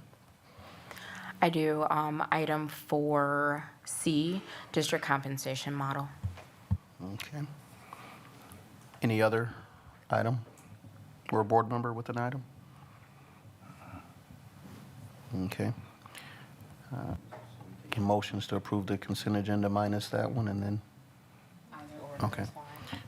Let's approve the is there a motion for the approval of the consent agenda minus item 4C? So moved. Okay, it's been moved by Board Member Miller, seconded by Board Member Schneider, to accept the consent agenda minus item 4C. All those in favor signify by saying aye. Aye. Aye. Aye. Aye. Aye. Okay, the motion passes unanimously. All right, 4C. Board Member Levy, you have questions? Thank you. I have a few actually. So the Evergreen Solutions is able to provide the district with consulting in a lot of areas, not limited to compensation. So my question is there a larger plan that will include reports and recommendations from Evergreen Solutions? And just for anyone who's not familiar with their slate of consulting, it includes human resource management, compensation and classification, organizational design, business process re-engineering, program/grant evaluations, management and organizational reviews, performance management and evaluation, strategic planning, and succession of workforce planning. So as part of this comprehensive plan, there are some of those pieces like potential recommendations for organizational configurations. Stacy is here from Evergreen Solutions. So Stacy, if you could speak on some of those offerings, that would be great. Thank you. Yeah, absolutely. Hi, I'm Stacy Witchell with Evergreen Solutions. Thanks for having me back again today. And you're right, we do. We offer a lot of those other services as well. This was a class comp staffing level study that we conducted for the district. But we also do organizational reviews, performance reviews, and efficiency studies. So if any of those are things you'd be interested in moving forward, would love the opportunity to talk with you about them. Yeah, so my question is there a larger plan that would include some of those offerings? Like, have those discussions already taken place?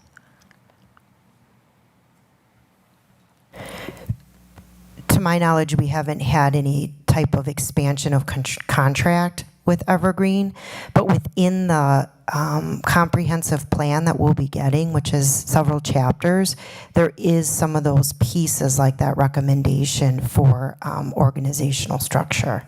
Thank you. So just for clarification, the comprehensive plan, one, when will we receive that? And two, it includes other areas outside of compensation. That is correct. Stacy, could you remind us what the timeline is of when you were going to deliver that? I think it was in the notes fall of 2022, but could you clarify for that? Yeah, absolutely. The compensation plan itself, the pay plan, that part of the study is completed, and the staffing level study has also been completed. And I have the recommendations chapter fully drafted pending this meeting. I just want to see if there's any notes coming out of this meeting that we wanted to make any edits to. So that will be, I think it's a short week. So I'm going to say next week, let me make any final edits. And then we would have that final report to you. And the final report would, of course, include what we did throughout the phases of this project, and their recommendations on the plan, implementation approaches, and then the staffing level findings that we found. And then as far as a full organizational restructure review, that's not part of this project, but we do have some recommendations in there for some, maybe a few things that could help with where there's some areas that are some direct reports and supervisor heavy loads.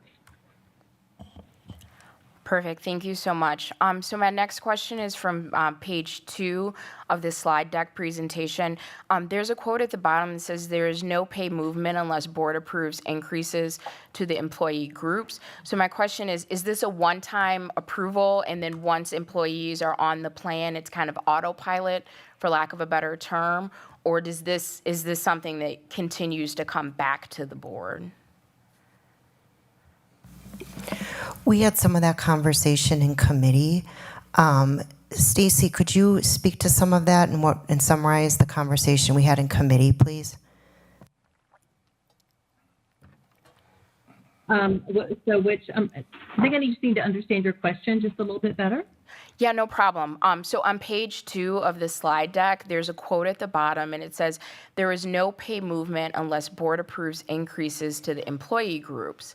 So is this a one-time approval, and then once employees are on this pay schedule, if it's accepted, is that like a one-time approval, and then it's on autopilot, like this is what it is?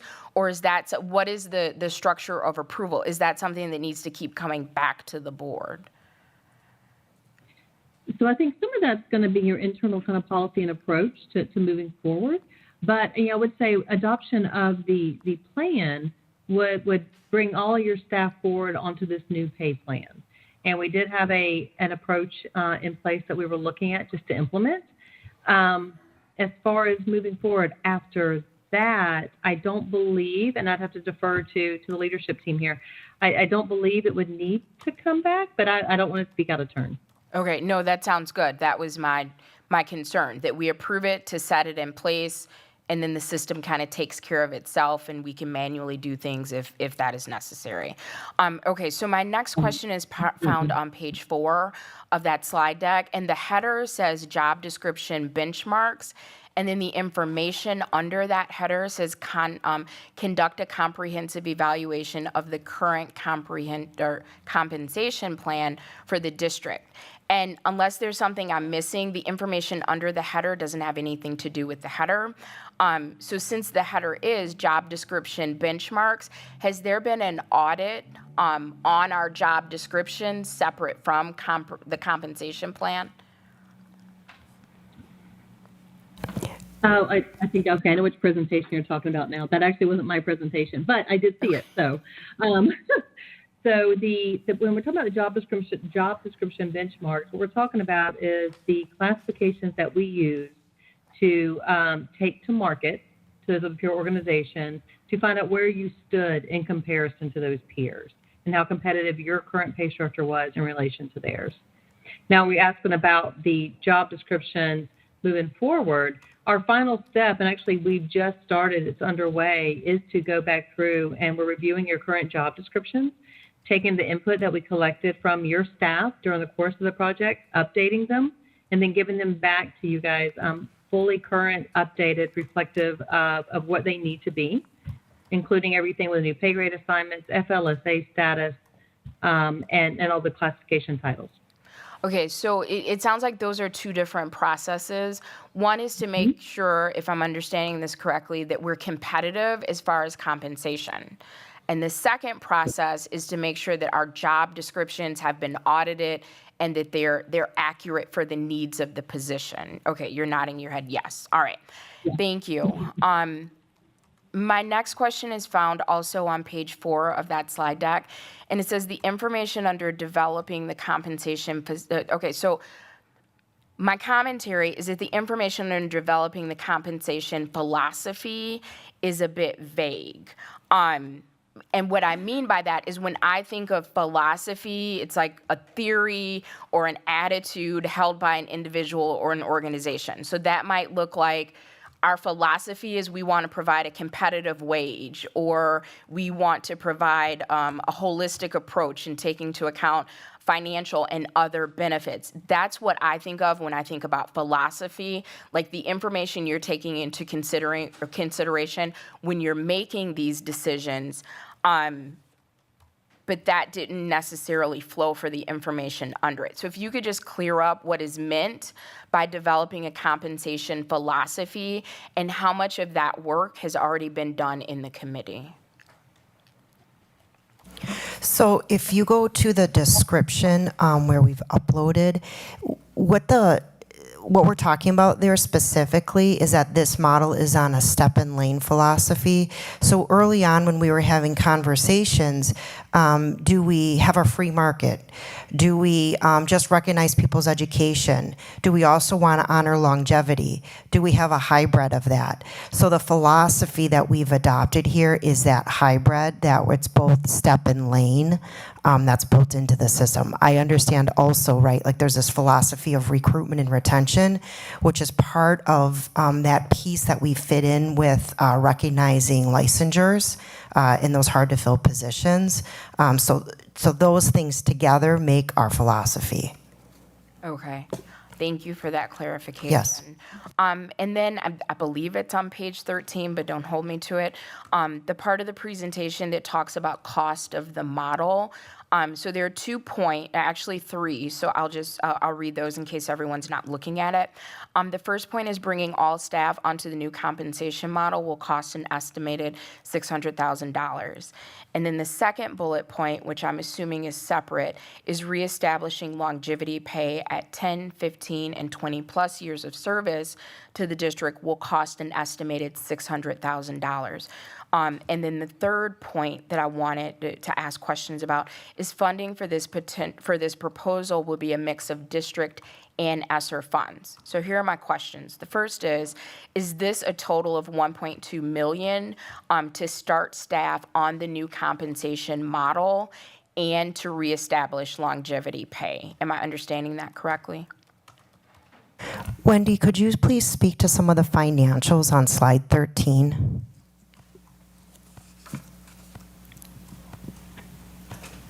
Certainly. Good evening. No, as I understand it, the cost is approximately $600,000 total. Stacy, am I correct there?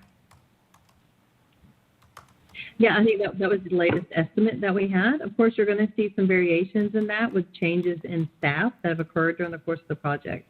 Some people are come or gone. That price will change, but that was the estimate.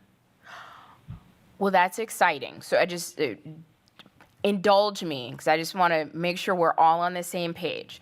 So you're saying for the cost of approximately $600,000 that we can both bring all current staff onto this new compensation model and we can reestablish longevity pay for our existing staff.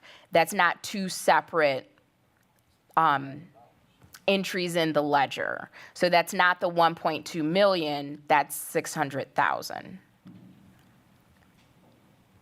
The compensation study that we did to crosswalk people over and implement your new plan will be in the neighborhood of 600,000, depending on your staff changes during the course of the year. The longevity bonus, I would need to go back and look at that. It would not be an additional $600,000, but I do not remember exactly where that fell. Wendy, I think. But I thought it was built into the model. Is it not? No, I think he ran those numbers separately. Okay. So we would need to go back and look at those because I didn't have all of your dates to be able to identify who would be at those different milestone points. Okay, so then that sounds like it would be 2 separate numbers. Yeah, and I'm just going to speak for myself, so I want to be clear on that. Before I vote to approve this, which I think it's a great process, and I appreciate all the work that went into it, but I definitely want to understand whether I'm approving $600,000 or if I'm approving 1.2 million. So yeah, I would request that there is follow-up and clarification before we sign off on this. So my next question is, will the initial cost be, okay, so the statement in the presentation says the initial cost will be a mix of district and ESSER funds. I'm assuming that's to cover the initial cost, which is either 600,000 or it's 1.2 million. We'll get that figured out. But what is the annual cost moving forward? I just want to make sure that we have a clear understanding of what that cost will be to the district, particularly in the absence of ESSER funds.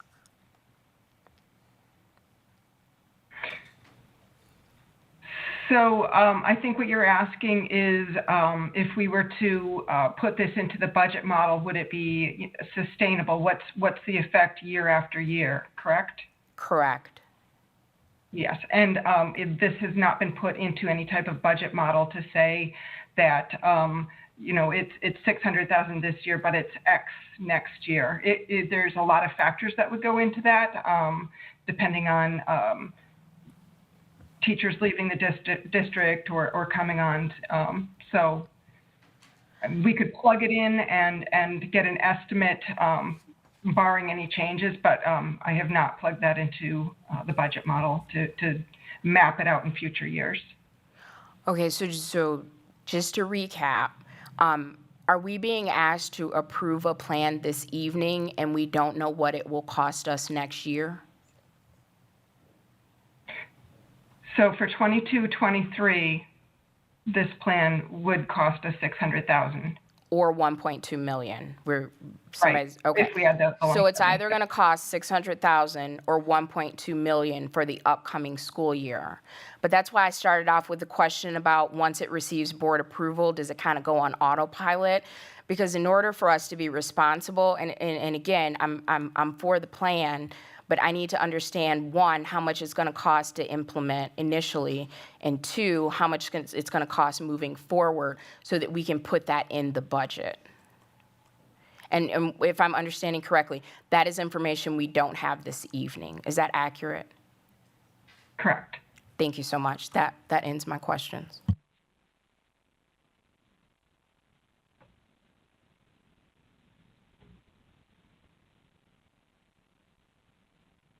So we did cover a number of points during, so I'm opening this discussion up. Earlier in the evening, there were a couple different parts that we talked about. One was a question of like how we might calculate future CPI in that, knowing that it goes down 2%. And like I said, for that full conversation that we had earlier, you can review that in the committee meeting. Are there other board members that have questions about district compensation model? Board Member Anderson? Yeah, I guess, my understanding from previous committee discussions and even full board presentations when Dr. Kieser was here too, is that 600,000 for the compensation model represents an ongoing cost because the model has changed of pay. The 600,000 to bring people on for longevity is a distinct and separate 600,000 one-time catch-up longevity pay. That doesn't, a portion of that obviously carries forward next year when the next person reaches 10 years and 15 years, but that's not a rolling, repeatable number. Is going to be a portion of that. So I think that's what my voting to move it forward has been based on. But it's a valid point that the rest of the people in the room have to understand that number.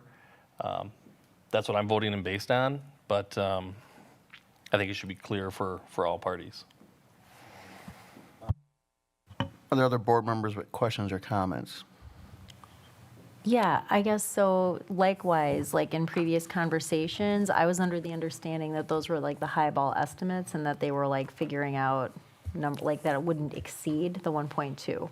So that was my understanding as well.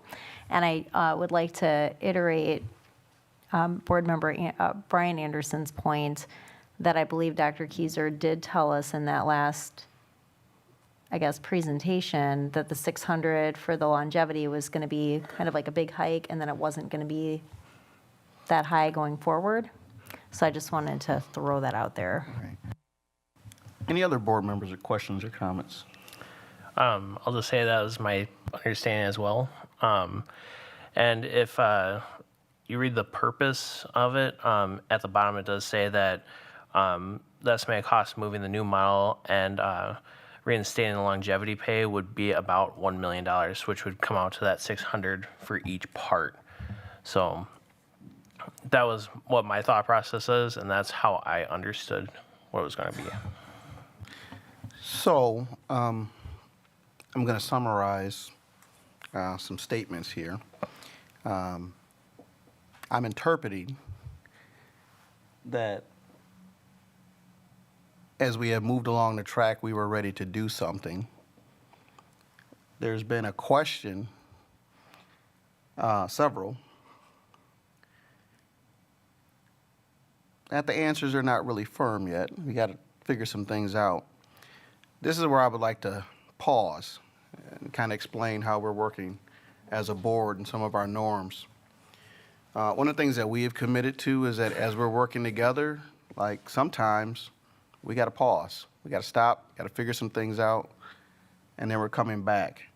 I think that as we have proceeded, we were ready to do something, but 600,000 or 1.2, you got to know what you're doing and why you're doing it. So this is a space where I would say, as we have also talked with, I know we have all our employee groups, that this is something that has been anticipated. That, as an example, this is something that was anticipated to be done on the 5th. You know, I can put it forward and see if people want to vote on it, but I'm a little unready right now.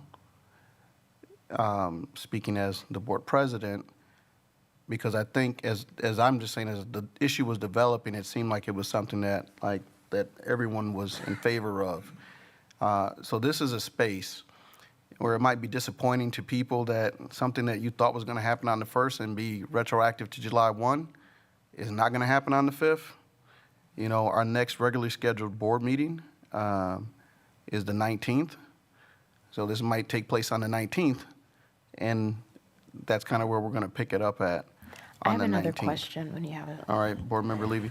So before we move forward, though, is, you know, I'm going to get a consensus or an understanding from board members about how they'd like to proceed, because as items come up, if no one makes a motion for it, then it doesn't move, or so there'll be some spaces there. But sometimes we have to interpret and explain to people like what is happening, because I definitely don't want a misunderstanding in the community and a lot of negative reaction and response to something that we just have to take our time to work through, especially as we consider like our budget issues, the referenda. There's lots of things that are in motion, and sometimes to continue to move forward, you got to pause for a minute. But those are things that need to be buttoned up, and you know we'll try to get those buttoned up so we can come back on the 19th. Board Member Levy, are you going to make your motion, or you have a different question? I have a question first. Is it realistic for the administrative team to have those firm numbers by our meeting on the 19th? Yes, it is. Okay, because it seems like there is consensus from the board that we definitely want to move forward with a compensation model that honors the work of our employees and is fair and consistent and repeatable. So I move that we postpone the discussion and action for the district compensation model until our next regularly scheduled business meeting, which will be Tuesday, July 19th. Is there a second? Second. Okay, it's been moved by Board Member A. Levy and seconded by Board Member Schneider. Is there any discussion? All right. I just got one question. Okay, so we'll start with Board Member Winfield, and then we'll go to Board Member Miller. Thanks, appreciate it. So just so we clear, on the 19th, we're going to have either 600,000 or the 1 million that we're going to vote on, correct? Well, And the cost moving forward. Great, and the cost moving forward.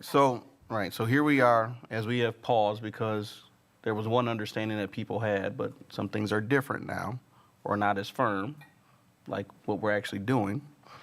So we've communicated to our administration that these are the questions that we have and the information that we need in front of us to be able to make this decision. I have attempted to communicate to our employee groups that we thought we were going to do this on the 5th.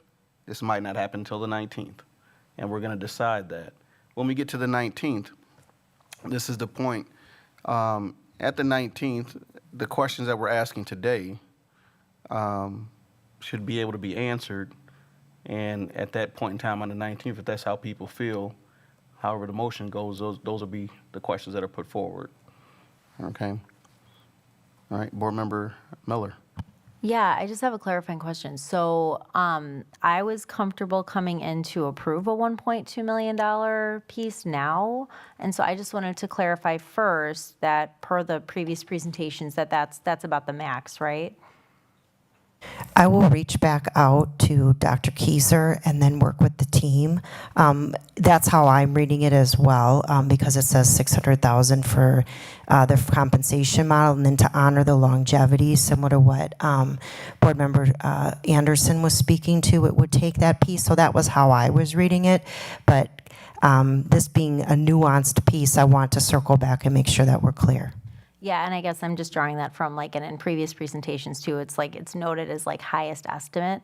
And so I think that was the ballpark. And I think that there was some previous discussion, and I'm just wanting to get my thoughts out, that going forward, it would be likely not to exceed that amount going forward as well, because that's what we had discussed. This was going to be the model then that gets put into that, I forget what we call it now, the forecast. Thank you. Yes, the forecasting model. So, I'll just say personally, I'm comfortable moving forward with that this evening. And so I just wanted to get my 2 cents, I guess, in there.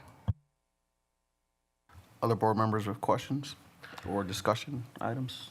Spencer and then S. Anderson and B. Anderson. One thing I would like to add too was that the reason for the timing also with this is that we were trying to give our finance department an opportunity to start to kind of work it in, because as time goes on, we saw that was it last year? This year's CPI was 4.5, somewhere in the mid 4%. But normally we try to expect about a 2%. So it changes year to year. So it's kind of we have to adjust as things are coming along. All right, so as we try to approach a consensus, I think, I come in fully supporting this approximate $1.2 million number. I still think that's what it is. The only question I have is for Stacy. Maybe as our paid consultant, I know you didn't put the slide deck together, but looking at that page 13, are you saying that you cannot confirm that those two numbers are additive to each other and not in fact the same number? So I don't have slide 13. I don't have that in front of me. But if I remember correctly, that's where we were talking about the cost of the study itself, and then Dr. Kieser's estimate on the longevity piece of it. And so if I'm remembering correctly, then yes, those are two separate numbers. The estimate for your implementation of the comp plan, and to walk everybody over, is around $600,000, of course, depending on staffing changes over the course of the year. The other number, thinking about how you used to do your milestones and that longevity bonuses that you used to do, and looking at the numbers of your staff. I was over here, if you saw me looking at my other screen over here, I was kind of looking at some numbers real quick. That's probably about right. I just don't have the numbers to hard confirm that I want to stand on, because I didn't run them, but that looks right to me. Okay, thank you. Mm-hmm. You're welcome. Any other board members with discussion items? All right. So kind of just another thing now, kind of bring up, I've still got discussion items.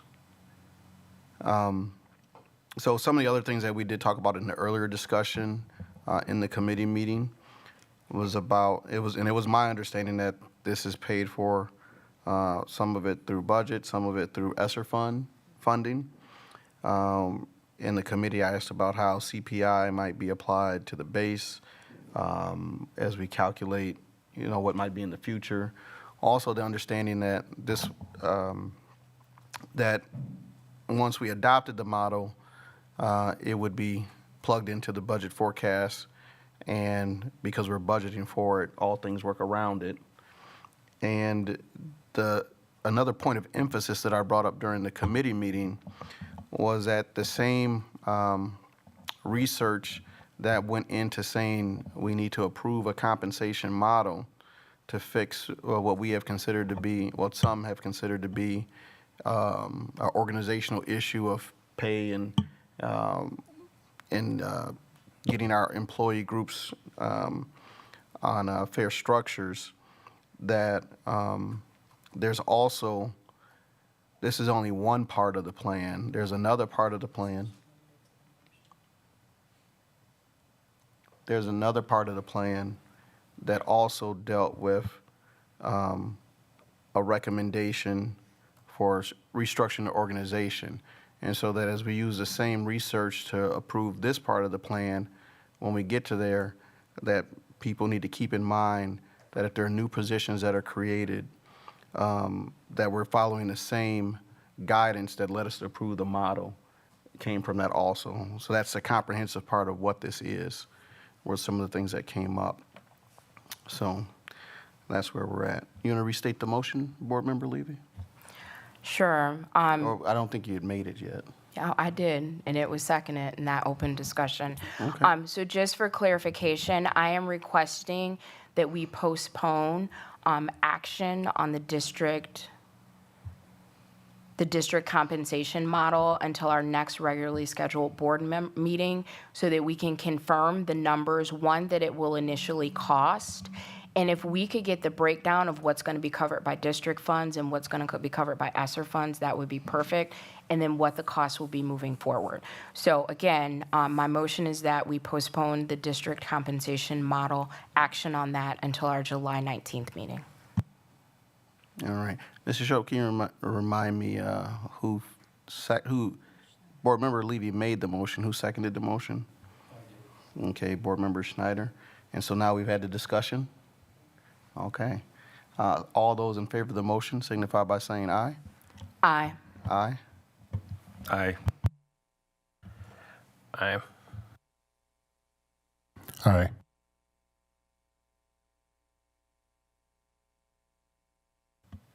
It's not unanimous, but it seems to, oh, right, it's happened so long.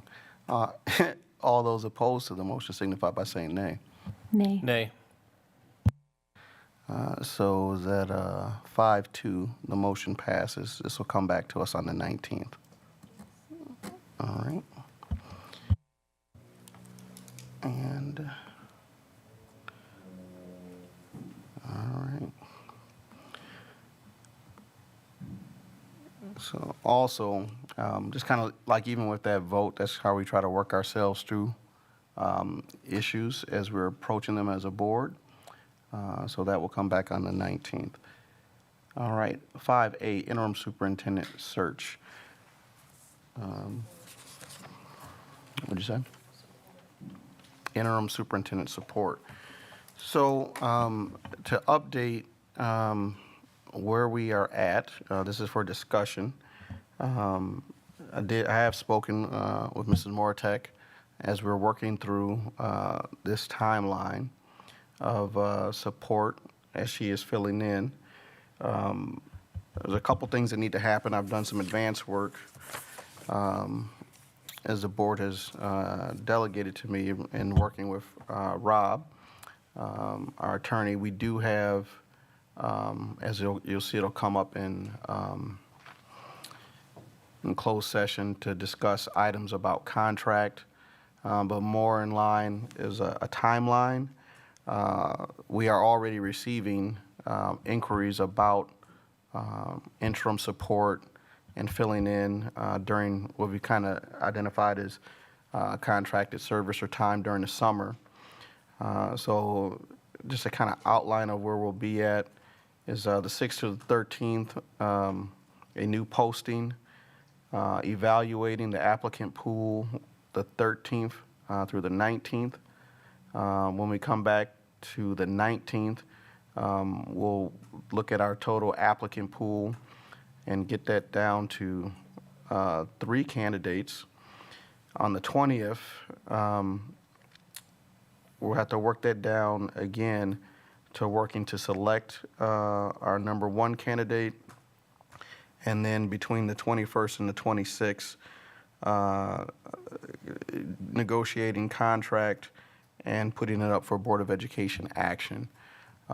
So those are kind of the outline and sketch of where we're at in that work.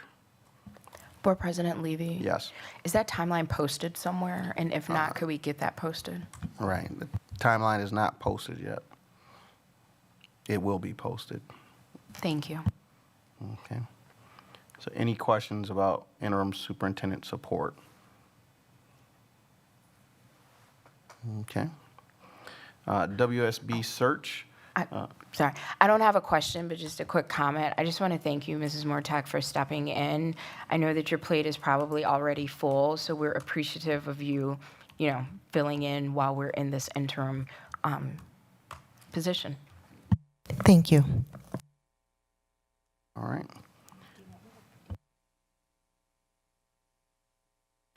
So, like I said, so we continue to move forward with those items. Dr. Kieser did work with Ms. Mortek, and she is working with the team as they, have work streams divided up and about what needs to be done. Is there anything you want to say, or just kind of? Sure. Thank you for this opportunity. And we did have those meetings before Dr. Kieser transitioned out. So our team in the back there has executive directors have different roles and responsibilities and additional things that they're helping to carry through. In fact, we met today. Monica's been coordinating the strategic plan process. So we met with Dr. Colin Lewis today to set that design thinking feedback session on July 14th, and then moving forward with that with the potential August vote. And then we have our this plan, the compensation plan, which we'll go back to and make sure that we get that to the finish line for everyone. And then we have a summer summit that we're planning for this summer for all staff training, and then moving towards opening schools. So those will be kind of the things that are top of mind. All of the teams and departments know their work streams, and very capable team here and in schools. So looking forward to the next school year. All right, thank you very much. Mrs. Shope, do you have that other document available? Thank you. So 5B, WSB superintendent search. We did discuss this during our governance committee meeting. We met with our consultant, Dan Nerad, and let me see, I got to follow on the meeting page. All right, and then, so what Dan has proposed is he listed, as you can see from the process, he kind of listed out dates, and the things for us to consider as board members. I will probably have Mrs. Shope create some doodle polls for us. If you go down to the bottom, Mrs. Shope, I think there's the space where he has marked that items that have an asterisk require like board members to be present. So one of the things, one concern is the coordination of our calendars so that we can all be fully present in this work. And so there are some dates that he would need from us that work for us on our calendars to get this done. Secondly, we talked about the focus groups, whether they have 2 or 3, and like what those groups would be like. And then we also discussed the profile. There's a profile that was created during the last search, but we also have more fresh feedback that I did send to Dan, things like our school perception survey, so that they kind of inform how he's going to add to the profile. And then he will be coming back to us. And then we also discussed the delegation of work between Mrs. Shope, Ms. Christopa, and our administrators and executive team, and things that he will need to coordinate with them to complete the search. So I'm going to, numbers are tiny on the screen, but I'm going to try to go over the dates here at the top. So the things that board members need to consider is like your day and your time and your calendar as you look at this. This was a document that Dan sent to us on that day, so we'll get this up for in board docs so everyone has access to it and can see it.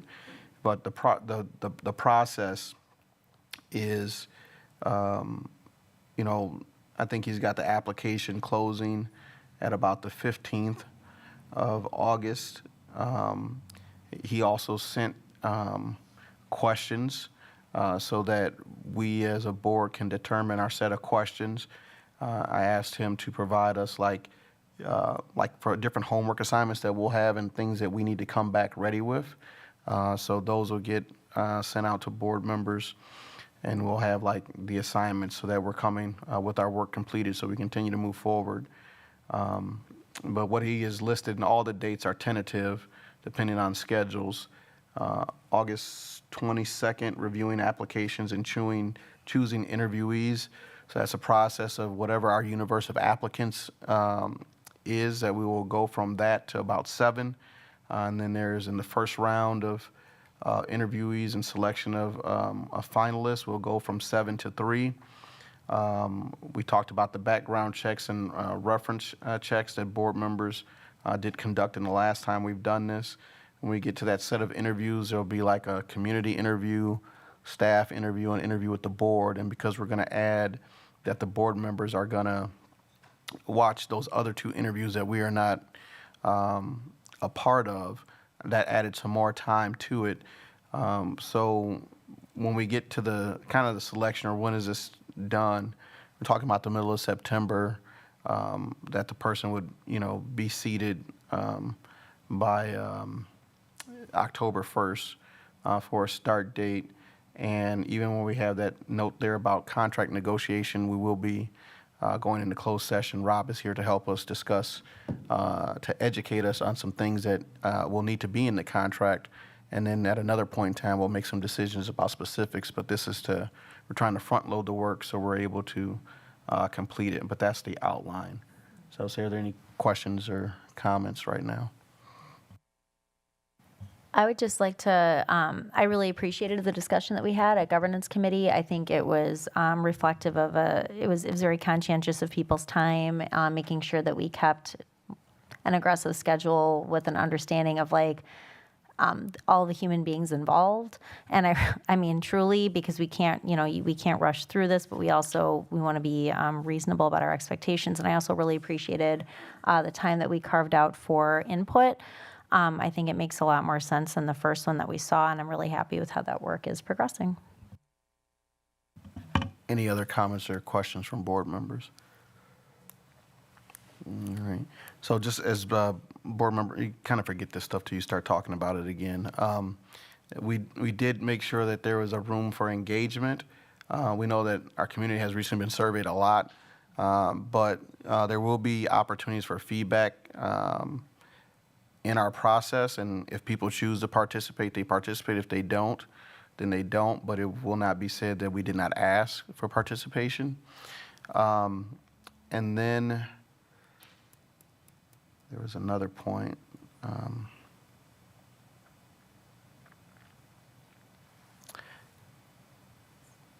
Yeah, so I've kind of lost it now, but yeah, that's our process.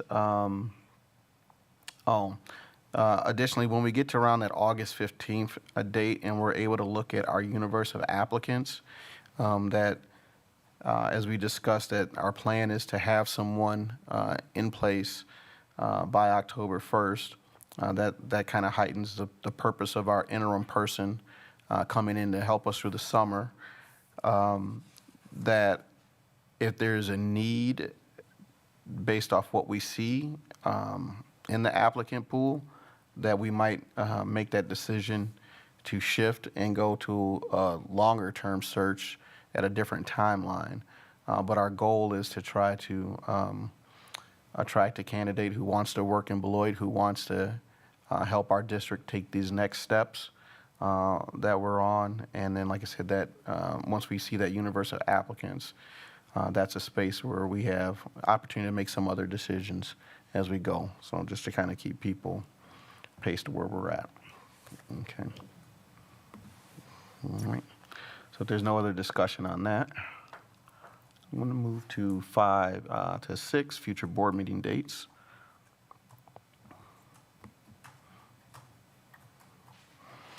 So tomorrow there's a policy meeting, July 6th at 5:30 p.m. Teaching, Learning, Equity, and Pupil Services, Tuesday, July 19th at 5:30 p.m.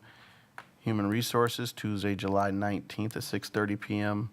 Our regular Board of Education meeting, Tuesday, July 19th at 7 p.m. And our Governance Committee meeting, Tuesday, July 26th at 6 p.m. All right.